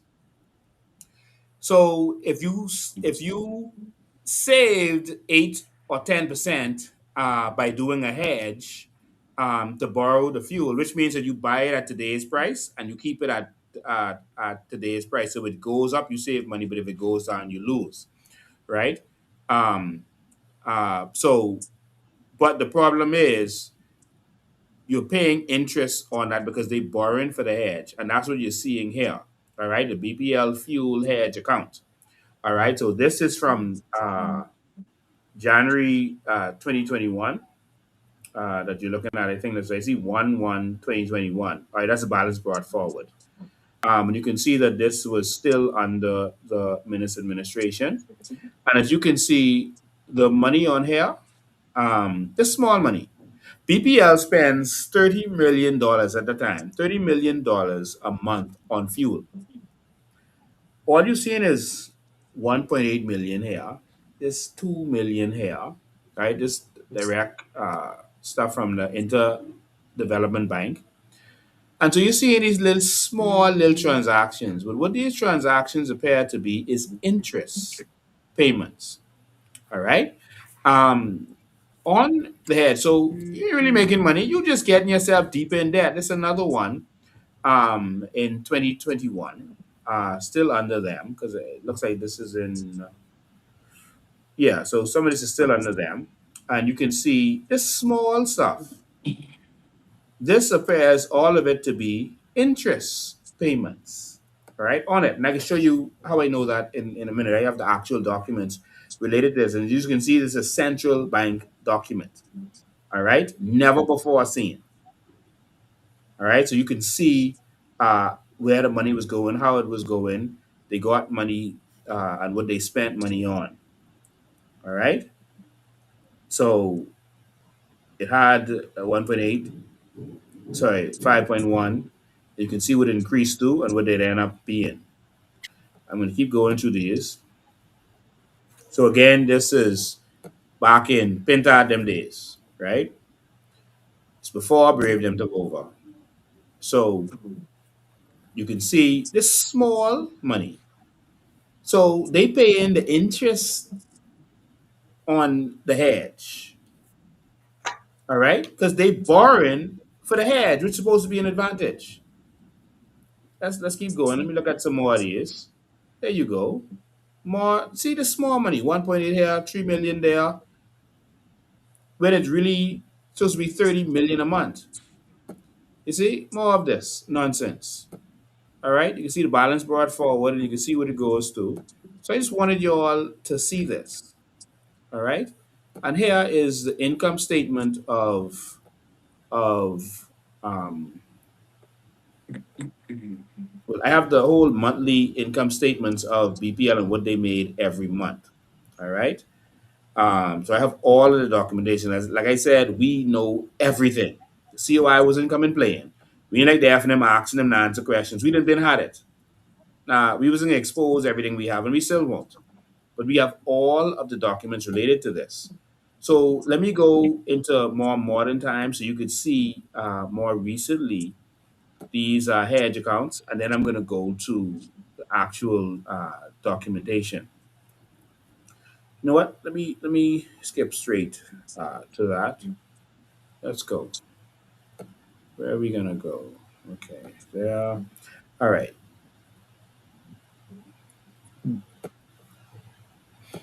Let's go look at some documents. People. Bahamians, after this, we're going to look at the solution for our energy plan.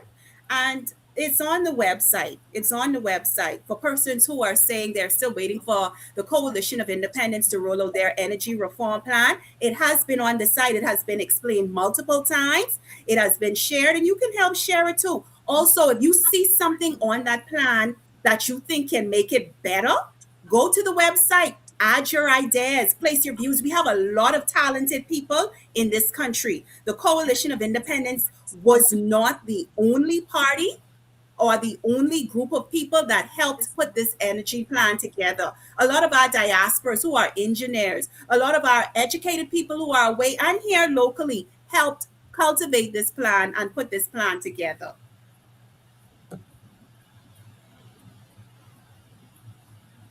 Okay, I hope everyone can see this. Um, Public Treasury Department, banking manager, and you can see this is from 26 October 2023. That's my birthday. What day was doing on my birthday? Um, and you can see account name. And so this is reference to the BPL $246 million credit Swiss account. That means is a loan. All right.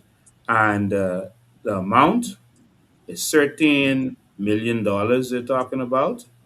And the principal is $9 million, and interest is $4 million just on this one transaction here. But it's reference to this $246 million thing, and Credit Suisse, and this is the permission to make the payment.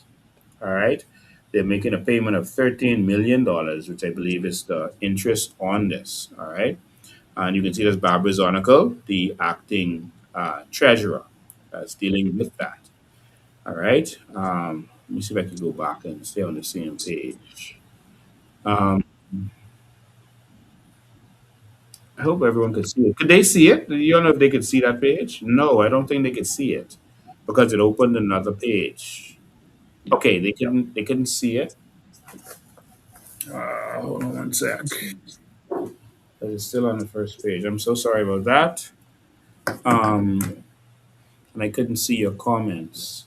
Go back to the first page. All right. I'm gonna have to share that differently.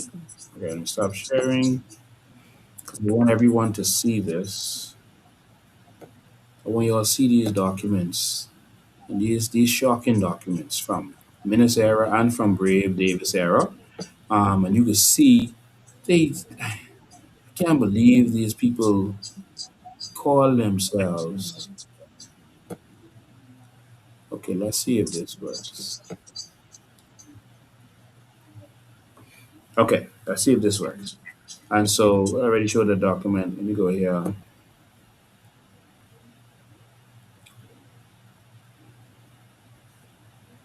Okay, hopefully you can see it. So the Treasury Department, this is 2022. This is under them. This is 27 October. So the next day after what you saw, it says, Pennsylvania Bahamas, dear madam, please accept this letter as your authority to effect the below mentioned transfer for value the 27th of October 2023 to, and it Bahamas government demand account. And it says account number, etc. $13 million. All right. Um, reconciliation section. All right, and this demand that we believe was just the interest on this. All right, just the interest. So I think they can see, make sure they can see. Okay, yeah, that's working. Okay, they can see it. All right. I go to another one of these. Transfer, credit. Hold on. All right. Let's see what this one is.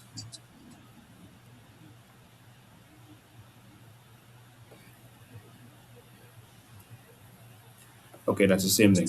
I want you to see one which says that this is just the interest that they paying on. Okay, we already looked at that.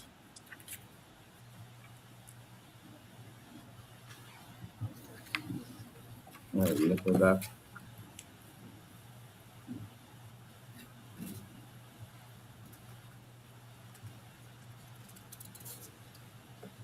Okay, hold on. Just give me one sec. Let me pull up one of these documents. I want you to see uh, where they're showing you that all they are paying on these hedges and on these loans is interest, and the amount of interest they are paying. For the amount of interest they are paying, we could have by far, we could have bought our solar grid and not have to be paying for any energy in this country. We could have been free based on the amount of nonsense that we've been paying for. But of course, we're stuck. We're stuck paying for these same loans, etc. That's destroying us. All right, let me see what I can pull up here. Oh, it's a journal. Hold on.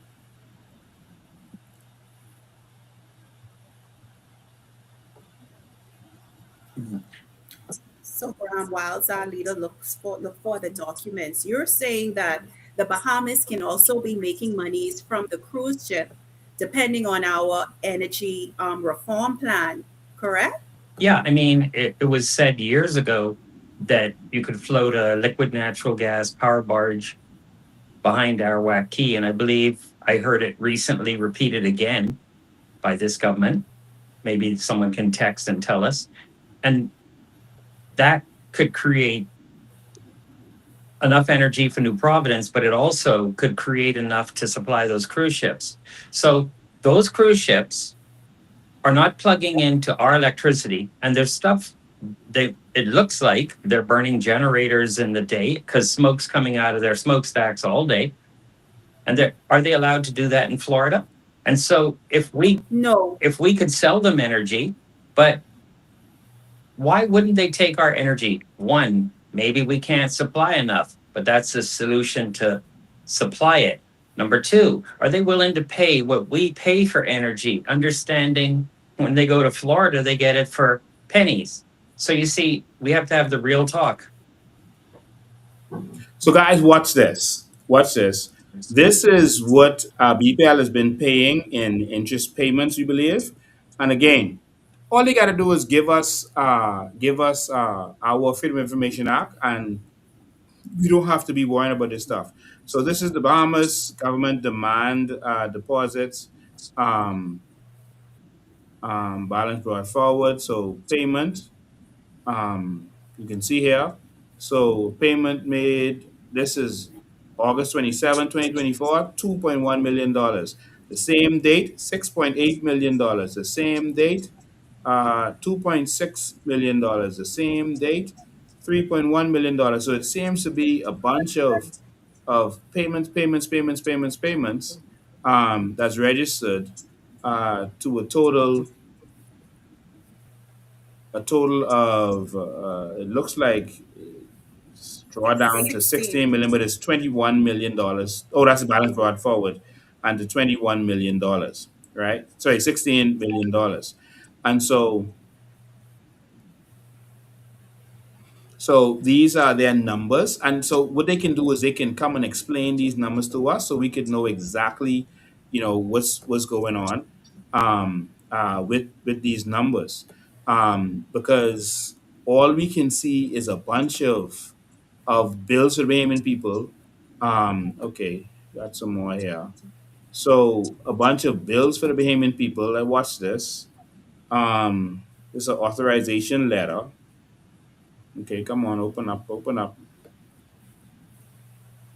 Okay, so watch this. This is July 2021. So this under Minister. Please accept this letter as your authority to debit BPL under the $246 million credit, Swiss loan, whatever, for the value date 2021, and transfer the sum of $4.6 million as follows. So send $4.6 million to the Bank of New York, et cetera, et cetera. The account is Credit Suisse Agency Cayman account, reference to this $24.6 million credit agreement. And it says, kindly advise them that the payment of this amount represents interest on behalf of the government of the Bahamas. So all that money they just paid is just interest on the foolishness that they are doing. Because if they had bought solar, we wouldn't have to worry about constantly paying the $30 million. I wanted you all to see this. All right? And you see it's signed by the relevant persons. All right? This is the kind of nonsense that is going on in addition to what we just told you about. Let me pull up this other one. I hope this is the same one, I think. It's another one. This is the same. No, it's a different one. October 2021 for $5 million. All right. And again, uh, advise that this just interest payments. See that? Just interest. $5 million they just paying back to back, just interest and interest and interest, and bogging us down in debt. And again, all of these that you see right here on your screen is more of them. And I mean, all we have here is documents that show these kind of stuff. Even all of the hedge fund nonsense that they've been doing and all the different amounts that they've been paying. We have all of these documents here, but because of time, I'm not going to go through all of these. We even have all the documents right here with BPL and NIB to show you exactly what's been going on there. But to sum this up for everyone listening to this, BPL, in my opinion, is a Ponzi scheme. It doesn't make any sense. And they are taking Along with from energy. us to charge us for what they're taking from us. All right? And the FNM and PLP is benefiting. That's why you don't get any results from it. And this is the change we need. The problem isn't that they can't get the technical stuff together. That's easy. Let me make this clear to you all. The amount of energy we need for this entire nation, well, I'll say for the entire New Providence, which is most of the nation, the amount of energy we use, some neighborhoods in the US use that same amount of energy. You heard me had persons on my live that said that they have warehouses, AI and other server websites, crypto website. I'm sorry, not websites, servers, warehouses that use more electricity than our whole country uses. And they're able to do that. They never have a blackout. They can't. It's a server. They are able to do that and generate the amount of electricity they need. It's like nothing. The neighbors in China, neighborhoods that use electricity, that more electricity than we use in our entire country, and they can't get that right. They talking about a power station at Clifton and a power station at Blue Hill Road, you know. They ain't talking about no big operation. They It's just that they are. So, Mr. Bain, and that's what's so confusing to me. Our nation is a small nation. Yes, we have an archipelago. It's an archipelago nation, but based on what our research, based on our research and research of others, we need an energy mix designated for this archipelago nation.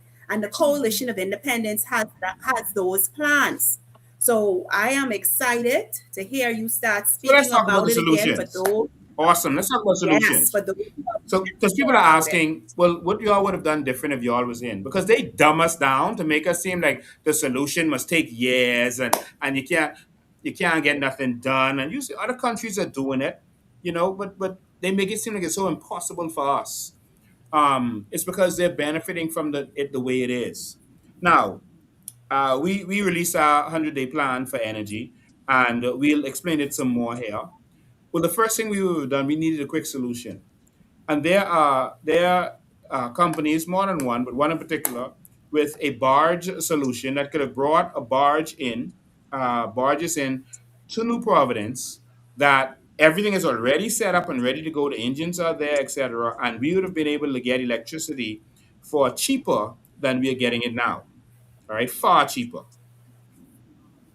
So the barges could have come to the Clifton area, one of them, another barge to the Awaki area of New Providence, and we could have even put another one in the southeastern part of well, the Defense Force Base in that area, and also Clifton area.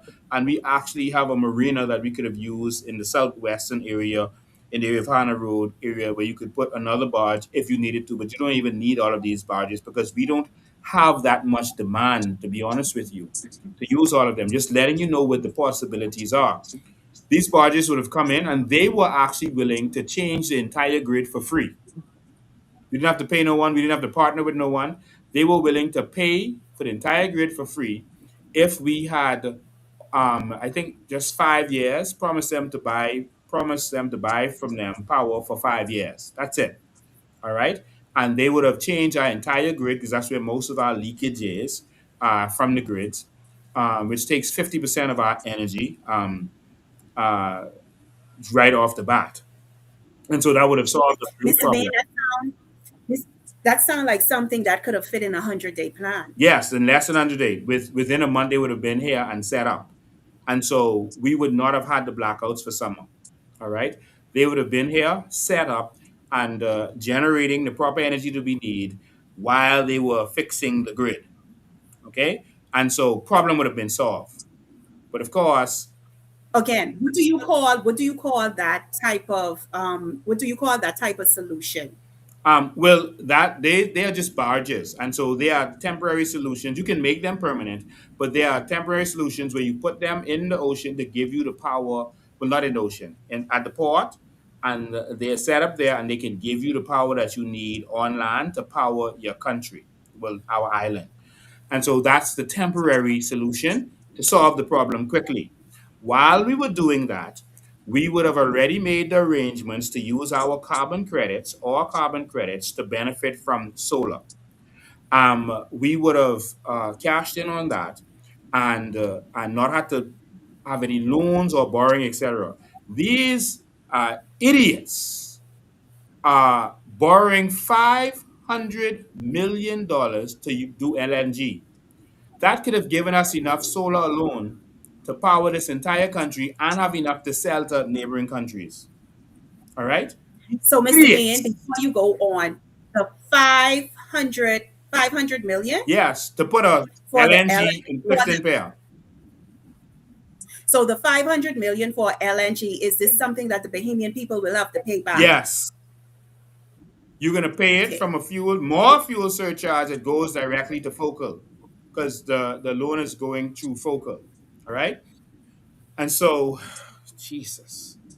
You And could have so, rented you could have rented that LNG power barges for pennies compared to that, and then yes. used the real money to put it in something that gave you a return on the investment, the solar.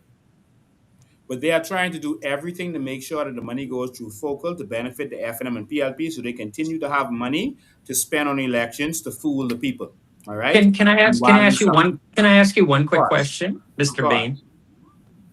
We've had official oppositions from 1973, correct? Hmm. Why have none of them said anything you've said already or are about to say? Because they are all benefiting from all of the issues that we're having, both the FNM and PLP. Don't mind them pretending to fight each other. They are benefiting together. All right. So now the barge was a temporary situation where you bring the barge in, problem solved. In New Providence, no load shedding because you have more than enough power generation you need. So in the meantime, as I said, we would have used our carbon credits to purchase, and other countries are doing everything that we're saying right now. All right. Use our carbon credits to purchase solar. Now, how would we do this quickly? We would have had 24-hour a day, as we've said, billing. So you don't just work from 9 to 5. We have shifts like Atlantis did and broke the world record for billing a building that size. We would have had shifts where there's 3 shifts and you are working constantly to build solar. Why? Because it's a national emergency. We depend on energy. And so it would have been important enough to do that. And so we would have 24-hour shifts of billing the solar grid. The physical part would have been done. We would put solar where we need to put it in different areas that we've already identified. And we would have purchased the solar instead of from China, which will take months to get it to ship here. We would have bought the solar panels from in America. All right. We've already identified possible persons that we could have gotten them from, or given the contracts to our Bahamian persons to source the funds over there. Because we it's not coming from government money, is from carbon credits. So we have the source from the United States, so we can get this stuff instantly in a matter of here, in a matter of weeks instead of months. And of course, brought them in and started the building. We would have also built out in sections. So we wouldn't have waited until the whole solar grid was finished in order to go live. And so we would have identified sections and have solar in those sections, and not just cutting down trees to do solar plants. We would have had partnerships with Bahamians, for example, in the Carmichael area, which has the majority of the population of the Bahamas. We would have been using persons' roofs, and they would have gotten the free electricity, and they would have been able to sell electricity back. So for space, for those kinds of areas, we would have been leasing the roofs of everyday Bahamians to be able to get the space instead of cutting down trees in any particular area. And then we would have been generating solar. That solar would have enough electricity for those persons and enough to sell back to hotels. All right. Um, you have a question? Yeah, so what you just said, Mr. Bain, that also comes to proper town planning. You spoke about expanding the rooftops for solar, for homes to have solar. Right now, the government is building more homes, building new communities. Where is the proper town planning for that? We see how we are functioning now with energy. They're talking about energy reform. So don't you think that the homes, the schools, the clinics, the government buildings, all of them should be able to accommodate solar? This who's responsible for town planning? You know what, Mr. Bean? When we start talking about these ministries, we need to start calling every single name out, from the member of parliament to the permanent secretary to the directors. We need to call out the board. We need to start calling out all of these people, because these people are sitting at the helm of our country making stupid decisions that is causing the Bahamian people unnecessary debt. And this is the debt that is going to take over, that we are going to carry over to our children that are unborn. So I just thought that I should throw that Can out I there. can I ask a question? How much money did we pay to put solar at the national stadium? Well, one of the Middle Eastern countries donated that. Hmm? They donated about $1 million for that. I think it was, or 1.3, something like that, to do that, and that gave us a megawatt. So under, if you go and look under that stadium, there are control boxes, and I sent a picture of one totally burnt up. So how is that even working if the control is burnt up? It's not. It's just a flam right now. So we're All right. serious about 2030 with 30%. That when that was even said decades ago, I said that's ridiculous. You should have a goal of 150%. You may achieve 80. If you set the goal at 30%, are you going to achieve 3%? That's Yeah. setting the bar so low. Yes. And so, to give them continue with our solutions, we would have started neighborhood by neighborhood in New Providence, section by section, not just neighborhood, more than just a neighborhood, section by section in New Providence, and had enough solar energy to power all of them. All right, that's just the solar part of it. And so, At as no soon as at no cost, at no cost to the citizen. at no cost, because we would use carbon credits for it. So All that would right. have been the free electricity that we heard about in 2016. Yes, but they never delivered it. But we would have Yeah. delivered it. And the Philippines is using carbon credits to build solar and that kind of stuff. So it can be done. All right. It's just that because they're benefiting, they don't want to talk about this, and they just want to vilify us, to of course not let you get what you deserve. On top of solar, for New Providence, we've also been using hydro. There's a lot of power that goes through the Nassau Harbor, a lot of power under the bridge.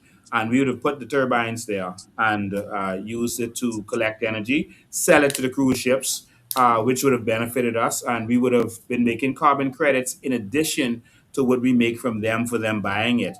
And so would have been a double income for us from the carbon credits, and carbon credits would have paid for that.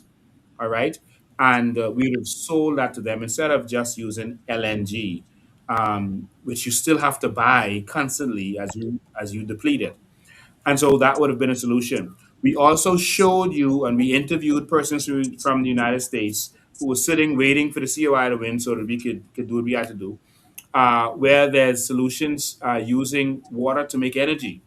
All right, and it was going to be able to power the ferries that we were talking about.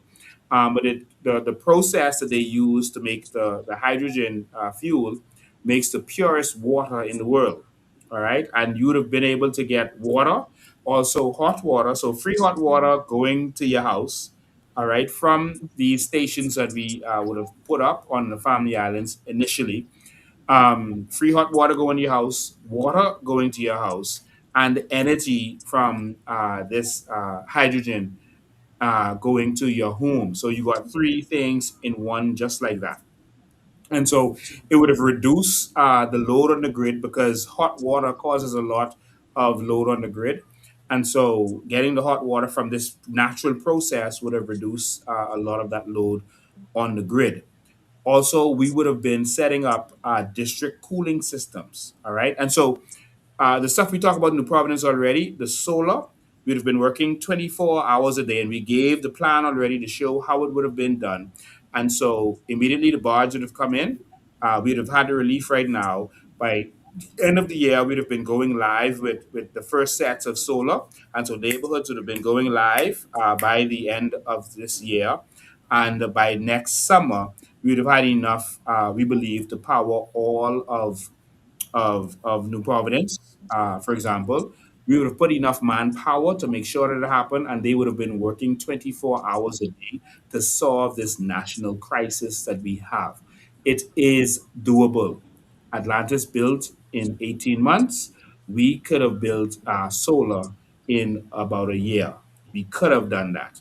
All right. And when I say a year, I mean final, because you start with one area, then the next area, the next area, based on how they're set up. So we'd also done district cooling system. The district cooling system would have reduced the load on the grid by 50%. And this is happening around the world right now, especially the Middle East countries. And we've shown you videos and documentation to show you how this would be done. Bahama is running with a district cooling system. That means that cold air is generated, and that cold air goes into your air conditioning system, and the wind blows over the cold water. I said say cold air. Cold water is generated, and that cold water runs through your system, your cooling system, and it can generate straight to your houses, straight to your mall. They do it to Bahama right now. Across the street, they have a district cooling system, and it gives you free cool air. And you didn't even know that what they have in Bahama was a district cooling system where cold water is used to cool that place, and you were never hot in Bahama. And so they do it in the Middle East where their temperatures go over 100 regularly, and they keep the whole entire nation cool, but it doesn't cost a lot of electricity. And so we would have started this immediately, starting with more of the planned neighborhoods where people are close together. So just like we pipe regular water to every house, we would have been piping the district cooling system, cool air to everybody's house, and that would have taken the load off of the grid so that we don't need as much we don't if naturally they need 400 megawatts, you wouldn't need 400 megawatts, you need 200. So if you needed 300 megawatts, you don't need 300, you need 150. And so that takes down the amount of solar panels that you need because of the district cooling system alone, along with the hot water systems that we could have put in place with this hydro thing with the ferries, etc., which could have also been done in New Providence. And so these kind of stuff could have given you a proper solution right now, instantly, with enough manpower, working 24 hours, paid for by carbon credits. But do you see the amount of loans that they are borrowing? Any of those loans could have paid for all of this. The 500 million could have paid for all of this and more. But they want you to think that everything is impossible. So we just showed you how we would have solved this problem. And the last phase, Graham, and then I'll let you go, and then we go open the phone lines too. The last phase would have been to put our entire grid underground so that we don't have to worry about all the repairs, etc., during storms, etc. The entire grid, every single piece of it, goes underground. All right, and that's how we solve all of the problem with the wastage in the power system. So first, once we repair the grid initially by for free from the person that came in the barge, we reduce the cost by 50%, the wastage by 50%. The district cooling system reduces that by another 50%. And so you see how it brings down what is to a minuscule amount, what is actually needed to power your country. We could do this, man. Go ahead, Graham. No, and not to mention the tons of jobs and what I prefer careers in this industry. Um, People don't even understand. You have people that go around and make good money cleaning a pool. There are people that go around and clean solar panels and make good money. So something as simple as that, moving right up to the people who maintain the systems. And this is where we could have transitioned a lot of people at the power company, because a lot of times when things happen, they let people go. But you don't have to let anyone go. You could actually hire more people because you're going to do these things throughout every island. And it is in great detail on the COI's website. You should give out that coibahamas.com so that people can go and look at it. Because I've heard over and over, you guys didn't have a plan. And I'm like, we sat there on lives, and you did, showing in great detail. But the information given out tonight showed you the quick fix and the long term solution. And I've not heard this in 53 years from anybody besides this party, which people say, why did you join the COI? Well, there's the reason. I mean, nobody knew to come and say these things. They know about the technologies. And it's not just that we speak about it, we've actually done it. I have an electric car, and people say you're on a scooter. I have an electric scooter, and these things charge from solar, off grid. So, do we keep putting in these ministers that don't live it? A lot of them are lawyers and whatever else. what do they know about it? So I think we're putting the wrong people in the wrong place. And the COI was taking people that understood certain areas and putting them in those areas. But we can continue to do what we're doing. But if we don't address that grid that has almost reached full capacity, this isn't going to look good, because remember, the hot months ain't reached yet. All right. So, ladies and gentlemen, you can call in. The number is right there, 803-5995. 803-5995 is the number. Call us in and join this conversation. Go ahead, Miss Green. Yeah, so to piggyback off of what my colleague said, Mr. Weatherford, he believed by saying that, maybe we're putting the wrong people in the wrong place.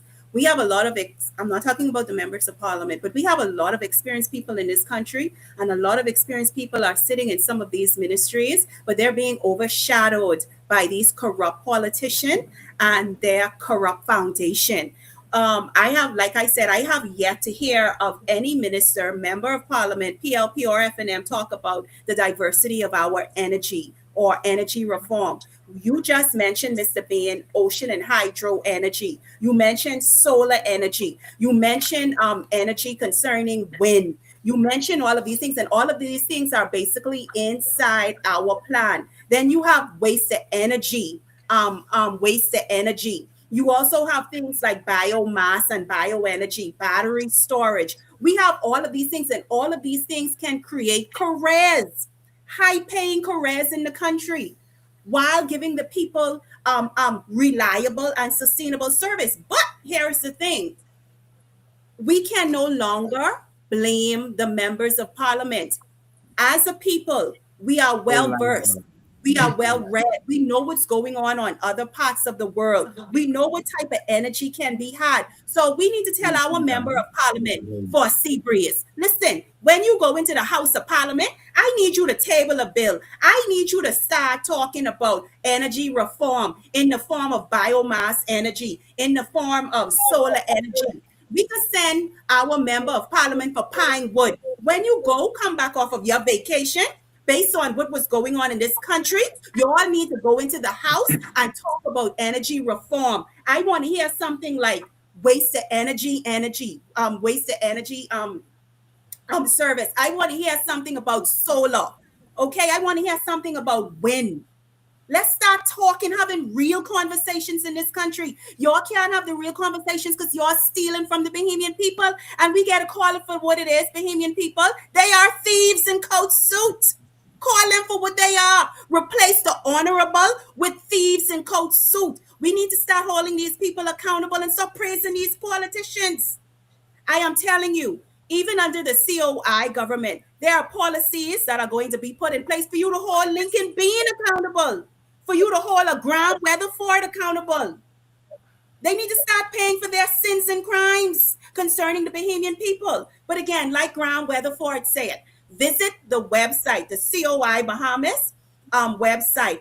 All of these plans for energy reform, how it's going to be done, what it is going to take for us to do this, it is on the website.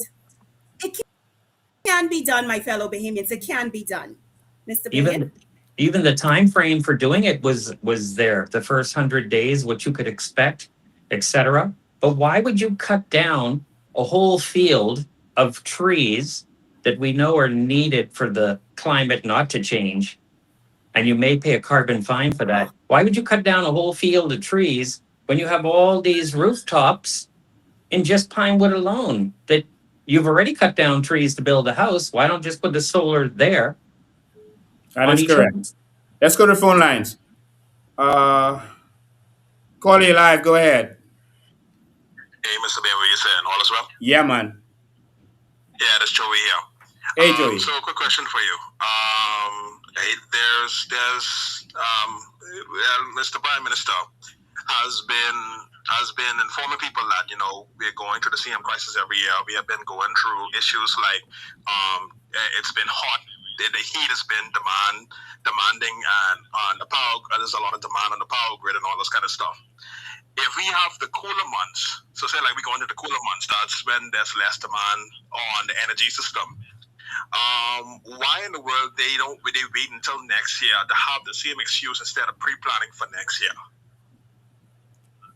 They like it the way it is. They benefit. They make money from it the way it is, and so they're not going to change anything. They make money from machines breaking down. I keep telling everyone that every time that machine, the generator breaks down, you cry, but they celebrate because more money is going to get made from having to fix that and provide fuel, etc. Not fuel, parts for the generators, etc. Yeah, yeah, because he's now going to say we're going through a lot of growing pains and all this kind of stuff or whatever. And I see him there That's in 50 BPL. years of growing pains. 50 years, and that's a little too long, man. That's a little too long, Yeah, but that's suffering to it's say this. ridiculous. We could have had this problem solved immediately. We gave the temporary solution for this summer, and by next summer we would have had this country with a new grid that when I say that I mean power generation. But the biggest sin that they've committed, I didn't even get to talk about that yet, was that legally, and I've shown you the law and the documentations on this already, the Bayman Public, you cannot sell BEC. They have law that BEC cannot be sold. All right. And they cannot even edit Mm, that. They cannot modify that. I did a live and I showed the exact law that speaks to that. That's why they created BPL so they could do skullduggery. So it's like if mm, your father leaves you his restaurant says he's leaving that to you on the condition that you can never sell that restaurant. So what you do is you go in there and you sell everything that can make money in the restaurant. You go in there and sell the kitchen to someone. The waiters giving out the waiters who delivering. You say, okay, y'all waiters, y'all get paid separate. I can sell y'all the waiting of the food. The people out there parking the cars, I can sell y'all the valet, and so y'all can make the money from the valet. I ain't sell the restaurant. I just selling everything the restaurant does. So that's what they did with BPL. They sold the generation of power. So they allowed Focal, and first it was Watsilla, and I heard them saying, oh, they got rid of Watsilla. Watsilla shouldn't have been there in the first place. It's nonsense. mm. Why do you have to That's a bring a nightmare. middleman in there to use our facilities to generate electricity to sell it to us? That is the stupidest thing ever. And to hear the F&M talking stupidness about, oh, they got rid of the Watsilla deal. What kind of deal was that? If there's a middleman, you cannot benefit from that. You have to do it yourself. Cut the middleman out. Watsilla should have never been there. We are quite capable of generating our own electricity. You have to look for the under the table deals to see why they're doing these stuff. So what they did was Watsilla had a lot of it under the F&M, so maybe they had some friendship with them. And then when the PLP came in, they made sure Focal got in there and got more of the generators. All right, so I have pictures and images of their generation and what they've been doing. I think I'll show it to the people in a second. And that's what they really did. So they are making the money from selling us the fuel and then using that same fuel that we bought in the generators to generate the electricity. So we paid for the fuel, they generate the electricity and then selling it back to us. All right, using our facilities. This is so stupid. So I have another question for you. What purpose is Clifton Pair serving? Because if one electrical outage can cause by one transformer, what's the purpose of having Clifton Pair there for? Say it again. I can't hear what you're saying. Yeah, so what's the sole purpose of Clifton Pair? Because they say that one transformer caused a whole island-wide blackout. So they say it caused a whole island-wide blackout, Yeah, and most it went blackout by the BPL power at the Blue Road Power's plant. What purpose is Clifton Pair serving? they're saying that both of them generate the energy for our entire nation. And so one of them going down shouldn't block out the whole island. All right. I mustn't say nation, I mean island. One of them shouldn't block out the whole island. But it shows you that they're lying because if you say you had a problem at Clifton Pier, Blue Hill is still up. Why is the whole island blacked out? It makes no sense. It's like this Yeah. Fauci thing again. Nothing is adding up, and that's why we gotta get serious with this. Okay then. All Thank you so right. much, Mr. Bailey. Thanks for the great questions. caused me to remember to touch on some of the things that we haven't that I didn't get to touch on. Eight zero Do three you, five 995. Okay. do you remember Blue Hill Road a few years ago had Hello. 80? Okay. Do you Go remember ahead. Blue Hill Road a few years ago? I filmed it. Had 80 20-foot containers, what appeared to look like generator in each one. Why would you do that and not just put in one or two big generators? Why would you put 80 little 20-foot containers with a smokestack coming out each one? It's crazy. It's crazy. It makes zero sense. Um, it makes Do zero they sense. do they burn more fuel than having a big slow turning turbine or Graham, engine? none of it makes any sense. But today you None of it. explain today you We explained can't it, it even begin to try to make sense of the things that they're doing. All right. but They are today only trying to make money for themselves. today you explained it makes dollars, not just cents. It makes lots and lots of dollars, and that's why we continue to suffer. I think I have Mr. some video of the generators. Go ahead, Miss Green. Okay, so under the COI, can the Bahamian people look forward to Hold the line um, calling. each of the major islands having its own resilient energy plan? Because I think different islands will call for different types of sustainable energy service. I am sure not all of us are going to be on the same plan. Yes? No? For the most part, we'll have solar, hydro, and hydrogen on all of these Yes. islands. All right. Some islands don't need as much, so hydrogen can give the power that they need on the smaller islands. So they didn't need solar on Ragged Island like they did. They didn't need that. Hydrogen could have given them all of the power, plus the hot water, plus a But water source that they need that would have solved all of the problems there. Mr. Bain, can I ask a quick question about Ragged Island? We Okay. spent, I was it $3 million we spent for solar, and Um, it's nowhere near the homes. It's out in a field somewhere. It's only yeah. 40 homes or so. Why didn't we just put a $10,000 solar panels and Tesla battery on each home? That would have been 400,000. Yeah. I'm showing them the. I'm showing them. This is in BPL's and they have species and electrification programs. Instead of us making money from this, we're allowing these other people to make the money from it, and we are paying for it. We are suffering because we are letting them use our facility to get that done. There were some FNMs who wanted me to state that when they got in, the grease was very thick on the floor, and they cleaned the grease from the floor, which they did. But we still had the blackout problems, which is more of a major problem. Let me take this call and then show you some more of what actually is happening in there, how Focal and Wasilla is doing all the generation and making all the money, stealing from the Bahamian people. Even the solar, I told you all they were going to let Focal invest in the solar so they would make the free money from the solar instead of us investing in it and getting that discount or free energy. Call you live. Go ahead. Hello, good evening. How are everyone? Everyone is good. Okay, it's such a pleasure to hear Brother Graham and Lincoln, the president and the greatest chairman any political party ever has seen and heard. Let me say this. Let's come to the point. We have a system that is run and was designed and is run by criminals.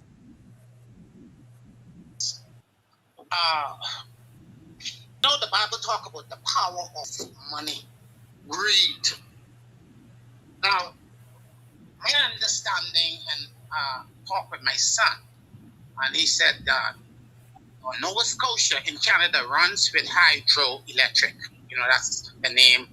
They get electricity from the ocean. With Yes. over 1.1 million person living in Nova Scotia. The reason why we don't have the things that the COI presented, Graham talked about, and the press and the chairman and you all talked about, is because of the criminal mindset and the greed. You see, greed, when a person has that spirit of greed, they don't check for nothing in the country. They don't check for the people in the country. They don't care what happened in the country. All they are interested in is getting money, the more they can get. And I think the government pays what? Frankie Wilson, Sun Oil or BPL, something like over $30 million per month. For fuel, And yes. that, yeah. And it's amazing. We as Bahamian, I blame us. Let me say I blame us. We are sometimes become numbskulls. I always say about we ought to be operating with the highest degree, which is the degree of common sense. And we don't apply common sense. We sit back and allow these criminal politicians, these criminal businessmen what's his name, Frankie, them who runs these. I mean, they just take the Bahamian for granted. They are actually hogs when it comes to money. And that spirit of greed is a serious thing. I mean, you know what I suggest, Mr. Bain, and all of you in the Bahamian who is listening to this? All of us should stand and don't pay no light bill for this month. I know it's hard. Stand up and say, we were off the grid. We was getting our stuff was destroyed, and we have no light. We suffered, and we're going to stand. We're not going to pay no light bill for this month. We must demand that we must get this month free. And don't pay none. And if every Bahamian would stand up and say, you know what, let me just suffer that I'm not going to pay. And we come together. And what we need to do, Mr. Bain, we need to come together as a people. There's something called a PIA, in law. But it means that the people, we can come together with a class, with a law class C. Class action lawsuit. Class action lawsuit. And come against it, file it in the courts. But the courts even corrupt. These people wouldn't give you a day to present a case if it's coming against the corrupt government of the BLP. Let me tell you what happens. Let me tell you what happens when you don't pay. If you don't pay, and that's a great idea. But let me tell you what they can do. They can still borrow whatever they lost from you not paying or delaying them getting paid. They can still go and take it from your NIB or take it from you by increasing electricity in some other way. They're still gonna take it back from you. We gotta overthrow these corrupt, evil people and get rid of them. Bahamians have to stand up. I agree with you 100%. But another thing what Bahamian do know, because I went Bradley Roberts, Bradley sometime, but he pushing wood now, toting wood. This heavy is he toting wood. But the point is, I stood up to him. This was a couple of years before that Tokol affair, and God rest his soul. Another thing, Mr. Bain, you ever thought about this? When you go to turn on your light, you have to put down a deposit, the light deposit. I think mine was $230. That deposit money does not belong to the BC. I asked Bradley Roberts, and we got something, and I challenged him. I said, listen, who benefits from that? That's security. Every number of billions of dollars they have in security, that's supposed to be the special coffer. That's a Ponzi scheme. Right. Who's benefiting from our security deposit? We should go to them and say we demand our security deposit. They're getting interest on it, and we get nothing. Right. And right. Now, you know what it is? Just like if you go and rent an apartment, you have to put your security down. Your security deposit doesn't belong to the landlord. It belongs to the person. If they put it there for security for the landlord, if any damages or what. But these are causing damages to us. Yes. Okay? They were causing damages to us. And what we need to do in this country. But boy, if I had a whip, I would have gone to Parliament and whipped from Brave Davis. These guys, don't I call them guys, man? And most of all, I never close a conversation without putting these religious leaders in the conversation. These religious leaders in this country is no good. I'm saying this, and I'm saying this with godly indignation, my belly. The religious leaders in this country, they worse than the politicians. Yeah. Okay? If they have influence, Mr. President, they have influence, they can tell and say, those presidents and leaders again, say, listen, what they're doing in this country, they're supposed to be, I hope Moxie, who now is a Christian, comes to that. He will stand and have some integrity. Mr. Moxie, show your integrity. Bring real people together, real leaders, talk to the congregation, and let us shut this country down. This country Many of them don't know the issues. They're focused on building their church. Some of them do, but these kinds of issues, there's never been the kind of enlightenment in this nation's history like what the COI has brought to the public. It has never happened before. And we're going to put a lot of these documents on our new website in a section called Freedom of Information Act, just so you can get searched through them. We're going to try to do it in a way that you can search through it easily and find whatever documents you want, because they won't give us the documents. But we have millions of documents on BEC and water and sewage and everything else out there. And so we're gonna start putting them out there. But no one had this information. But once you get it, it's time to stand up. But we got to go call, all right? Okay, Mr. Bean, and I lost them 1 second. One thing, our security deposit, that's entitled. And if your light bill is not above your security deposit, they can't cut your light on. Because they're holding your security deposit. They can't cut it off because they're holding security They shouldn't be able to. Thank you. That is true. You got to run. God bless. Call your lad. Go ahead.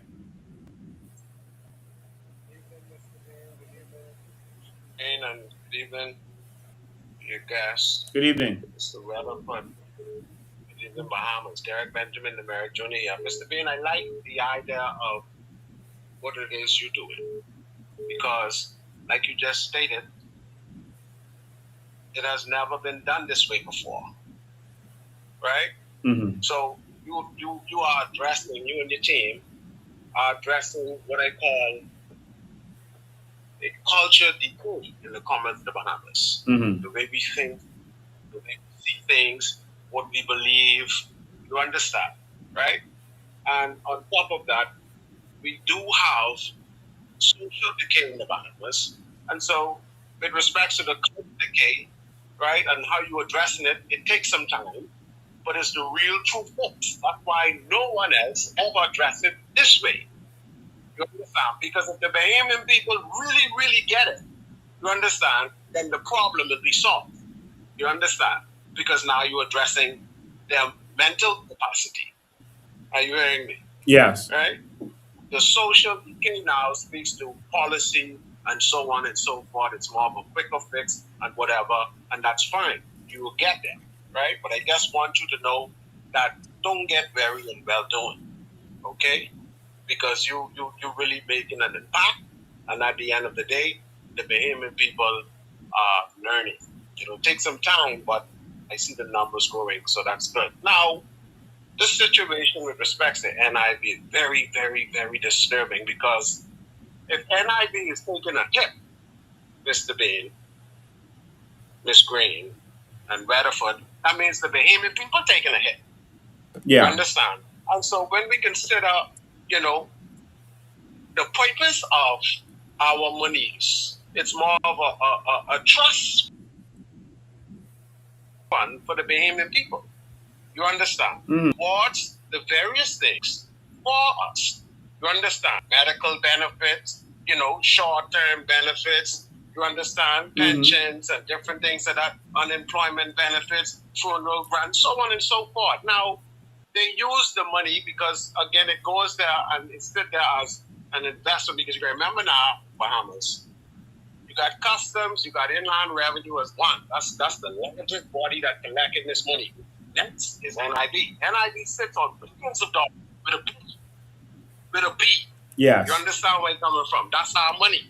You see? And so for them to be taking our money for ages, investing the money, Mr. Bain, but not bringing back a return is a real problem inside this Investing country. in their own companies. Criminals. Yes. And they are not bringing back a return. See, my thing is this. Okay, if you can take the money, politicians, right?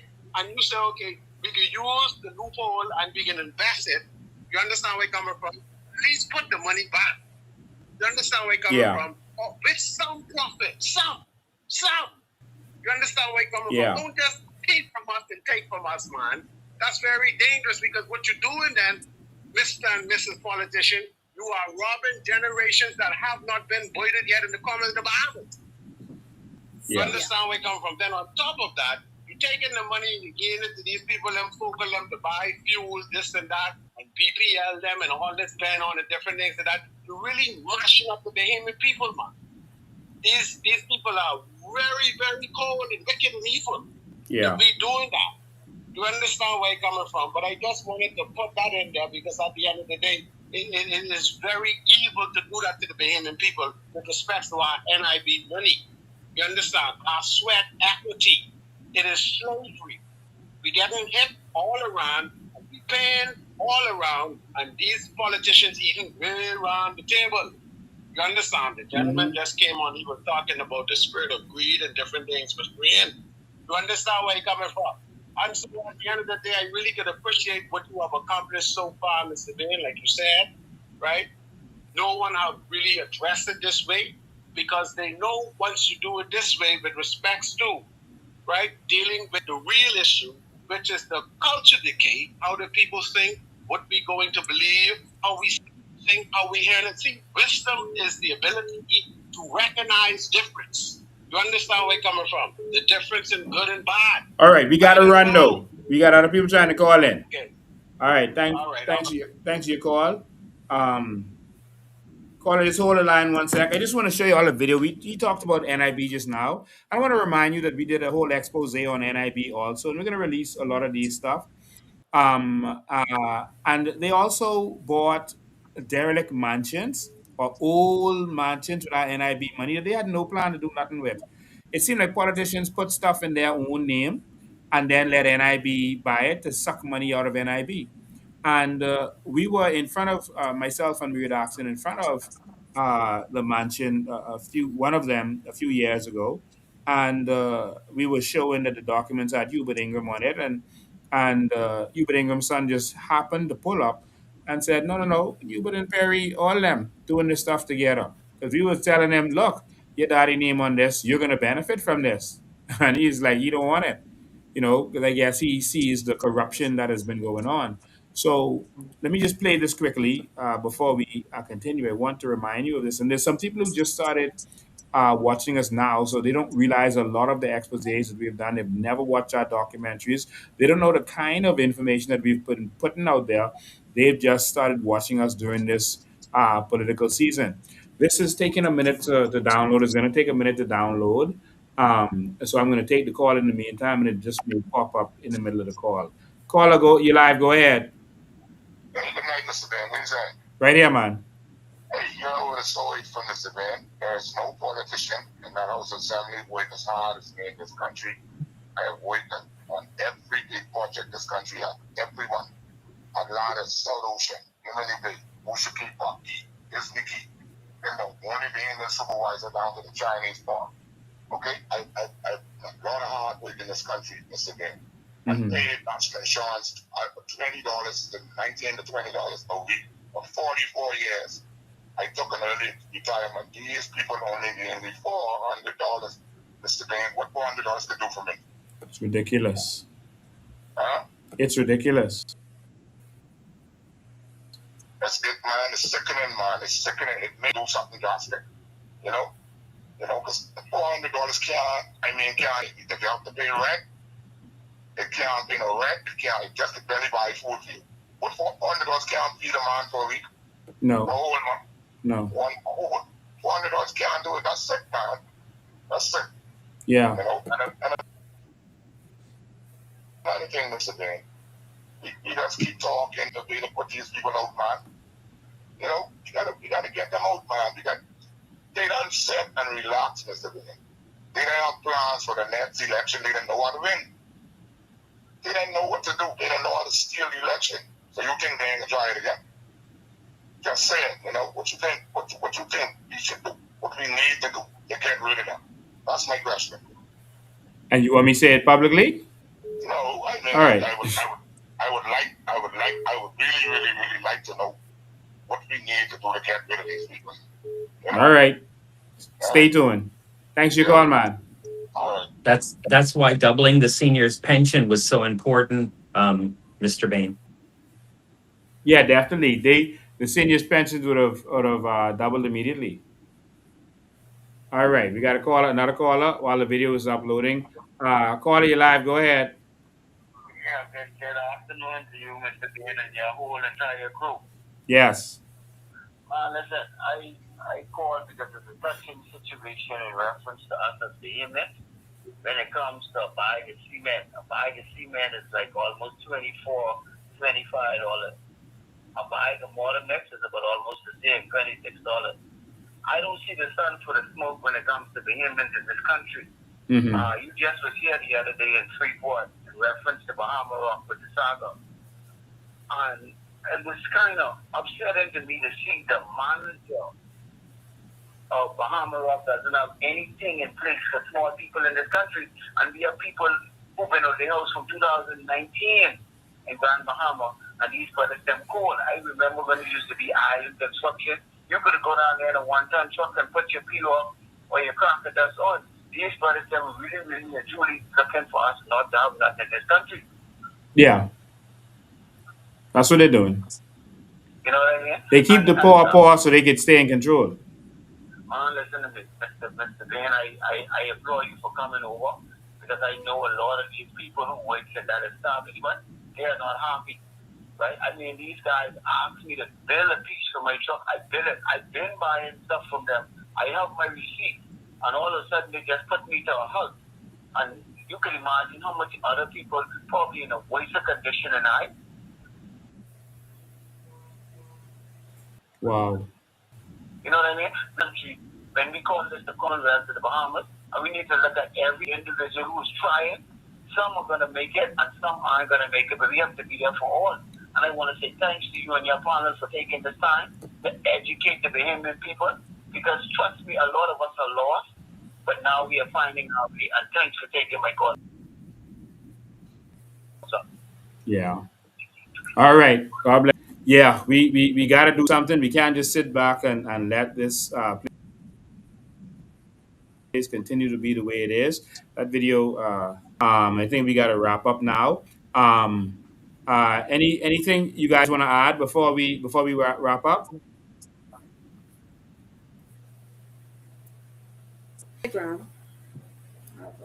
Oh, it's very easy.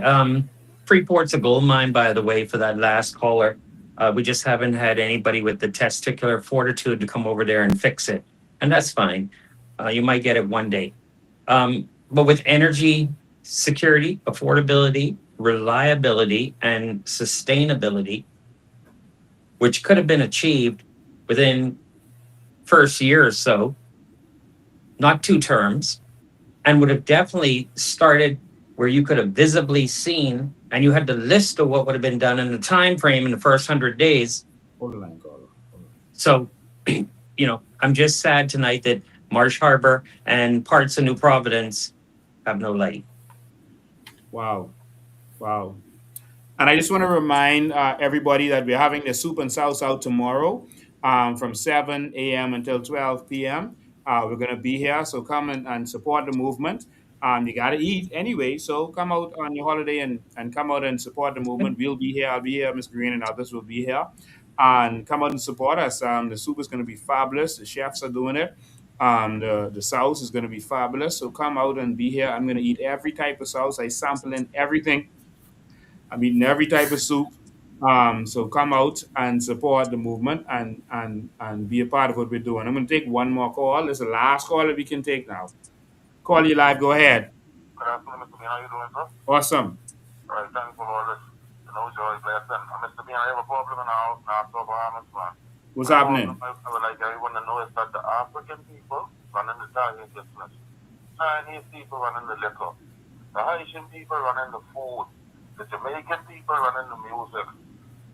Every day they're taking over the construction, the And I know for the Indians, lazy, but you can't see every day a different shop just popping up. Chinese, Asian.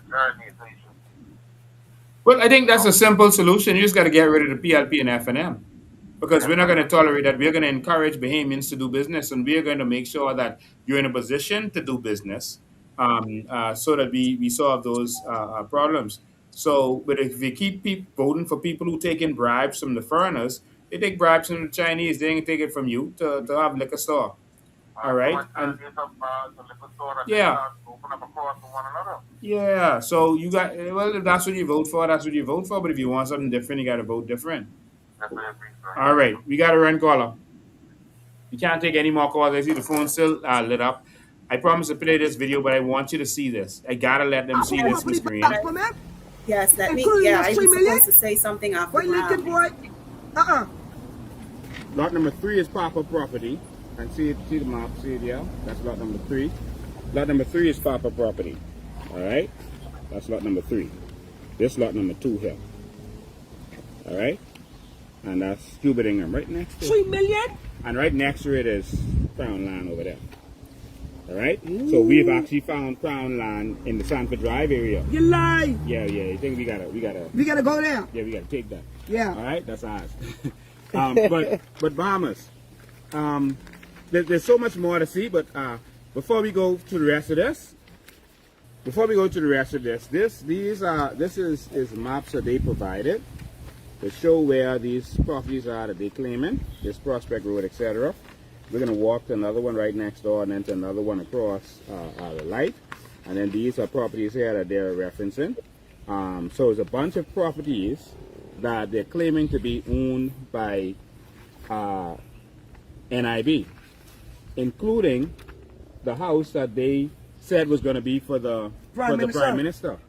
And that's that right there. They purchased that too, Lincoln? They're saying that NIB owns that. And so let's take a walk here before we go to the rest of it. Hold on a second, but Lincoln, you know, Bahamians want to bring this up close. I want the Bahamians to see this because you see this? The Treasurer of the Commonwealth of the Bahamas to National Insurance Board. This is the workers' money, right? Volume number. We get everything. Bahamians, look here. Watch this. Who was the Attorney General? Office of the Attorney General being recorded by the Attorney General. The 7th of August, 2014. Mr. Christie, you was in power.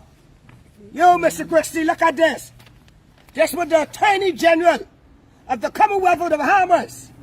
All of y'all was in cahoots from thieving from the taxpayers' money. Watch this name in.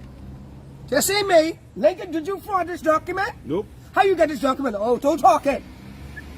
Coming out of the trash can.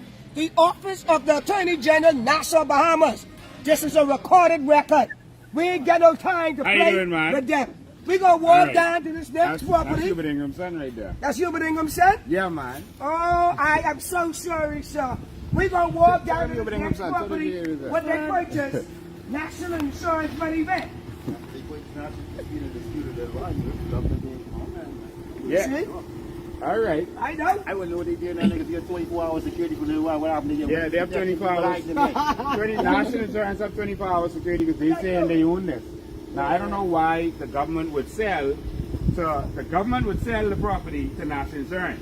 Tell me that makes sense. Hey, National Insurance is funding everything. Hold on, what you Tell say? your daddy I told him. Hold on, watch why? This Look is at that. derelict property. I want, look at this, sir. What they say? Chief Justice used to live here. The Chief Justice? Yeah, when That's time right. ago. Back a long time ago. And on the next side of the road, the next thing. So what they The say? end of that one right now. What they say? The Treasurer to National Insurance. You see me put this there, right? What you read, sir? The Governor General. You see this? Office of the Attorney General. Watch this. Who they say here? So what that means, sir? That means you're correct. Oh, that Watch is this. correct. And when you see this, right? This you can go ahead and help you. This property right here. That's your daddy when you inherit that. Did you hope so? No, but we coming 5 years. You want money now, right? But we have to take that back for the people. Thank you. Tell your daddy I coming to talk to him. All this PLP had no time. I would know they get all this. How the PLP get it though? Whole road. The whole road? Whole PLP. The PLP take the whole road. Where? He said the PLP had all this long time. Oh, the PFP. Wow. All right. They just live with him and Perry. All right. Cuban Ingram's son said it ain't just Ingram who own this property, it's Ingram and Perry. Oh. And in fact, Ingram and Perry own a property right next to this right there.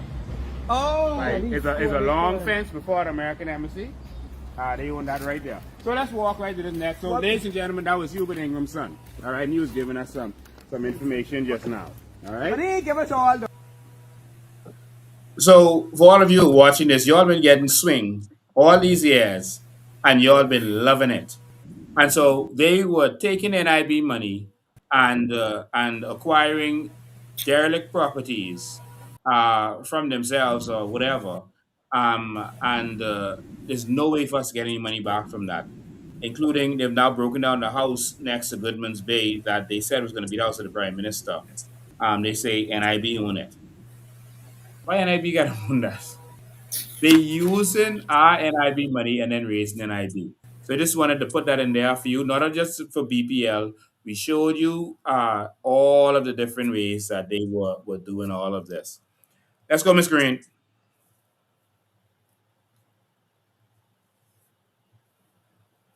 I think we lost video on Miss Green. All right. So, ladies and gentlemen, remember, go ahead, Miss Green. Just had to hang up a call. This is we are closing out. Yes. Are we closing out? Okay, so Yes. concerning the power, my fellow Bahamians, you had the opportunity to listen to all of the plans, and we still have not been able to share all of the plans with you. So we want you to go to the COI website, COI Bahamas website, and look at the energy reform plan, look at the plan for immigration, look at the plan for land ownership. The Bahamas has sunshine, wind, ocean surrounding every island. We should not remain heavily on imported fuel.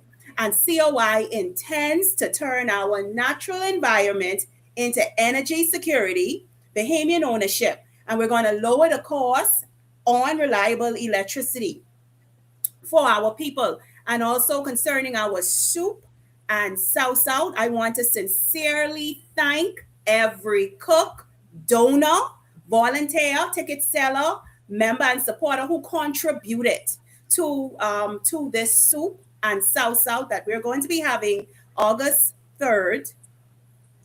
This is tomorrow at the national headquarters. Your commitment and continued support are what keep this organization going. We do not take your sacrifices for granted. We want to continue moving forward because this is the ship that is going to take us into the new Bahamas. So once again, check out the website, sign up to be a member. Like our leader said, you will automatically get your card. And for the existing members, you can also go and sign up again, and you can automatically receive your card. But thank you so much for tuning in. We appreciate you guys. The information that was shared today, we hope you use it for the benefit of the entire country. Don't just sit on it. Use it. Speak to your members of parliament. Demand from them. Ask them questions and watch the responses. Thank you. I see a comment there from some Keno Dean. He said he has a problem when we use the word when we talk. That's a part of the English vernacular. That's, as you can see, I'm doing it now. That's what people use when they are thinking. This is not a speech. During a Think speech, you and want to try to listen. not to use that. But Yeah. every intelligent person uses that. That's persons who think they use that. Einstein did it. Obama did it a lot. All right, Che Guevara did it. That's why they call him Che, because in Spanish they don't say they say Che, and so that's why they call him Che Guevara. That's something that intelligent people do before And talking.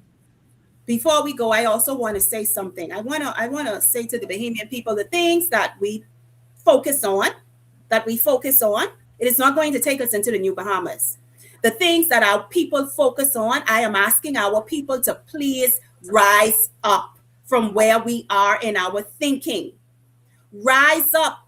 We have members of parliament sitting and governing this country and can't even give a sensible response to the Bahamian people. But I don't see the Bahamian people questioning that.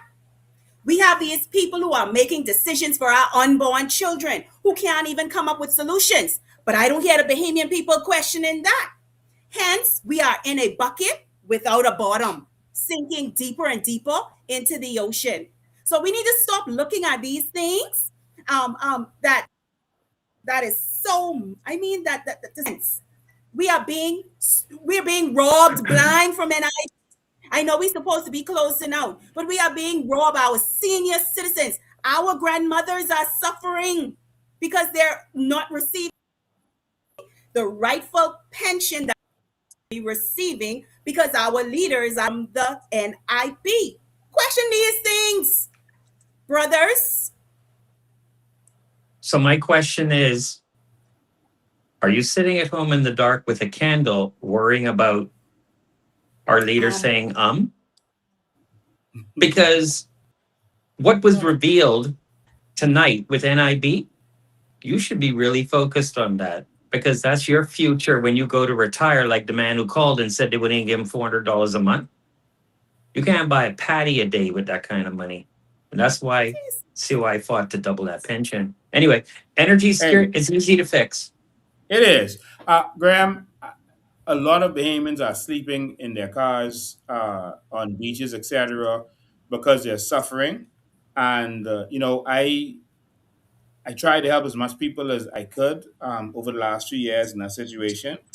But last night, I learned how they felt because I slept in my car because the power was off and the generator had some issue. Turned out to just be one spark plug, but the generator had some issue. And I went and slept in the AC in my car all night. Can And Mr. Bain, I can I just can't say one believe that people are can I say suffering through that in this country. can I say Women, one thing children. can I say one Go thing about ahead. sleeping in your car with the air conditioning and the windows rolled up? If there's an exhaust leak underneath your car and your car is not airtight, you could put yourself to sleep. So this is a serious issue when people have to sleep in their cars. Wow. Very serious issue.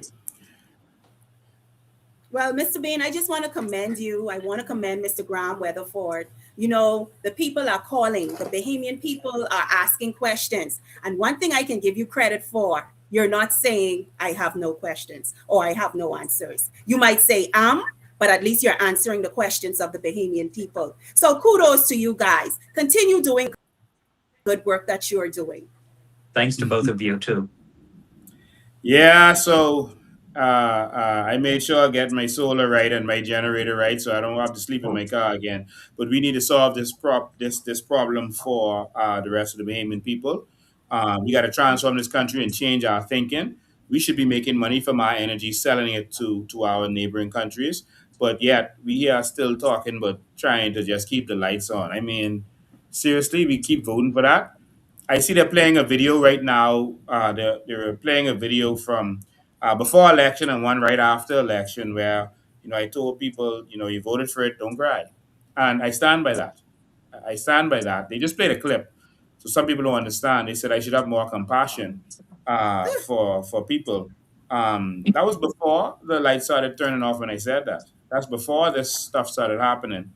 But I wanted to make you Who's know that I told everyone this was going to happen. And so everything I say comes to pass. who And had so, who had more compassion than you over the last 25 years, starting with the sea hauler, chaining yourself to a prime minister's gate to get the money for the people? They don't know the track record, eh? And let me tell you, the biggest insult was when Urka told me I could get $8 for sweating the whole night with the lights out. Now I thanked him for the $8. A lot of people say send it back. No, I want it. At least I could buy one ice cream. yep. So let's fix the Bahamas, Graham. Let's fix the Bahamas. And And so quick. the fight continues. The fight continues. We have to continue educating the Bahamian people. Our movement has grown. I'm shocked at the amount of young people everywhere I go in the food stores, everywhere I go. The amount of young people who come up to me and greet me and do their little fish and want to take pictures with me. There's a serious movement even after election. where a lot of young people are on board and a lot of people are on board on the whole.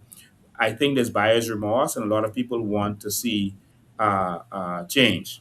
All right.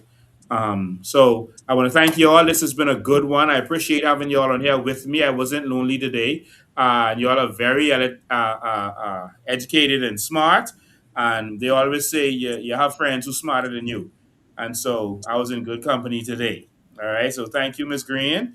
And thank you, Graham. And see you all tomorrow at the South Soup and South South. God bless you. See you next time.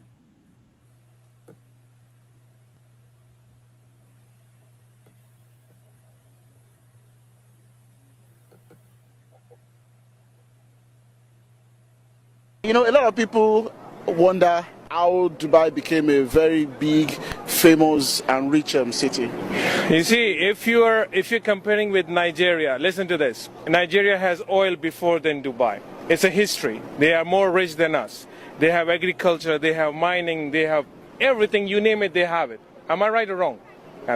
When you have a true leadership, which we have nothing, but we have everything because we have the right leadership. That's the only thing you need, a right leader for your country, not corruption. That's what brings your country at the top. You don't need anything. We want water, we don't have agriculture, we don't have mining. That's quite interesting. And that's Sheikh Mohammed. Number one, he doesn't know number two. He needs